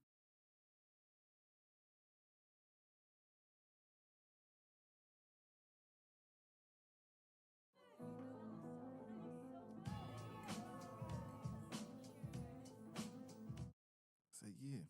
I had a Canada ID. Nobody knows what a Canada ID look like. Handed an ID. He like, yeah, okay, I'm gonna run it. He run the numbers or call it in, like, you know, the ID number. Did this come back to anything? No. Okay, he under arrest. Other people, they was down there, they under arrest too. They had like in-state IDs, but they looked terrible. It was good enough to fool like a Walmart employee, not the police. Well, yeah, then went to jail. Did you get a bond? Ooh, about the bond. That's a good story. I'm glad you brought that up. I could have got a bond, but the first day of me going in, I called back. You know what I'm saying? You get your phone call. My phone call was, shit hidden. Buy another printer. I'll be home. Have it ready for me. Judge was like, this nigga is on his goddamn bond. No bond. No bond. He's danger to the community. Plus, you were arrested with the fake ID. That probably didn't help. But the other people got bond. They was arrested with fake IDs too. I would have had a bond if I didn't do that. Right. Which it probably ended up better for me because sitting in jail that long taught me so much. Like, you know, I ended up being better in every aspect of life. So what happened? So what did your lawyer say when they grabbed? I mean, when he He came, said- what were they? Were they offering 2 years to be? Or is this federal or state? It was federal. It was state at first, but then The feds like they figured it said, man, you might as well not even pay attention to this because the feds gonna come get you, which they did. Like the next day, FBI or Secret Service? Secret Service, I believe. But we really didn't even talk to them. They came, said, anybody want to talk to us? They just went down the line to all our cells. I remember where he sat in one cell too long. I said, man, what's going on over there, man? But he was asking some dumb ass questions. He was just in there talking about when did they take us to the other building and all this other nonsense that don't mean nothing. So we went from, what town was we in? I think not Allen County. Allen County is where we went. We was in Steuben County in Indiana. Very like hick town. Like even when I went back into the county, like no disrespect, but it was like a lot of white junkies back there. Right. And I remember my lawyer telling me, don't tell nobody about your case because they gonna tell on you, da-da-da-da. Which I also didn't listen. I was instantly telling people about my case. But it didn't come back to bite me that time. Right. Then ended up going to Allen County. Now that's more like a urban community. You know, you got a mix of white people, black people. Learned a lot in jail. What ended up getting me less time, I was reading a book, Busted by the Feds. You ever read it? Yeah, yeah. No, I've never read it, but I know people have read it. Ooh, that book saved me. So it was a story in there about somebody that got a downward departure for, what was it? Like, it was only so many reasons you could do it, but you could do family and mitigating circumstances. Right. Yeah, yeah, like you got a sick family member. Not even that. You could do it because my daddy died. I could use that as a mitigating circumstance. Like, this is what made me do the crime. Oh, okay, yeah, yeah. Yeah, there's like productive environment. There's a few different things that you can get your sentence a downward departure for based on the what the sentencing guidelines say. Yeah, but I couldn't have got it with me calling back and, you know, trying to do all the other stuff because it's like, you still a danger to the community. So I had to offset that. Well, offset that, it was another story in there about somebody doing something good and like the judge looking at it. I'm like, I can do that. So I gathered everybody around in the jail. It's like, look, I just need y'all to help me. And I'm generally a cool person, so, you know, I fuck with everybody in there. They're like, yeah, if it can get you less time, why not? So everybody wrote a letter for me and sent it to the judge, and they signed a petition saying, not a petition, but like a little paper saying they were in the class I made to keep people from recidivizing. Never made such a class. Right. But you know, the judge didn't know that. She looked at all that and she's like, this man has genuinely changed. Now, I remember going to court, my lawyer said, I don't know what you did, but that judge love you. You're going to be all right. I said, yes. The judge ended up talking about it. She said, man, all of those letters, I've never had nobody send so many letters and do this. I hope you changed and you're a better man for this. I'm not going to give you what the state want to give you, but I'm not going to give you what your lawyer want to give you either. Meet you somewhere in the middle and give you 24 months. And that was cool enough for me. No, I got 26 months. But that was cool because you do 24 to 26. Right. But somewhere along the line, you know, I can't say what happened when I got out of jail, but, you know, somewhere along the line, let's just say, stuff started getting bigger too, you know? Like, I realized with facial verification and all of this, like, scams really changed. So I brought things to show. This is what I really do now. I teach people about fraud. So now with facial verification, people get stuff like this. Where I show the camera like this? Yep. What is that? This is a facial prosthetic. So say I wanted to go in the store, but I didn't want them to be able to identify it was me in the store. Or I want to do something online and pass the KYC verification. I can put this on. This is the forehead. This is over the eyebrows, under the eyebrows, cheeks. I'm a whole new person. Add some makeup to it. You knew. You ever seen the movie Bad Grandpa? I don't think so. You ever what? You ever seen the movie? Not Medea. What is this? That's the fat face. That's it. The same way you could be fat. You got the forehead. You got 2 cheeks. You got under the cheek, and it's like under the lip. So you could be fat. You could be skinny. You could be old. You could be everything you want to be. Let me flip it around for you. You could be whatever you want to be. And you know, scams is just what I do now. I teach people about stuff like this. Okay. So that people get on OnlyScams, onlyscams.org. And for fraud prevention, you can go report these people. I'm not telling nobody to go use this, but if you just go report it and say, these people are doing fraud, you stop these people, or maybe you a pen tester and you need to go have these people to go do whatever you need to do, or make a red team report, it's there for you. So a pen tester is somebody who's basically trying to, basically it's like a professional white hat hacker. Yes. Right, who hacks sites to try and find their weaknesses for the actual business that's running those whatever websites or. Yeah. But you could be a pen tester and do any crime as long as you got permission to do the crime. So whoever, like if you was gonna do Visa, you would have to have Visa's permission to use that credit card. And there's methods and lessons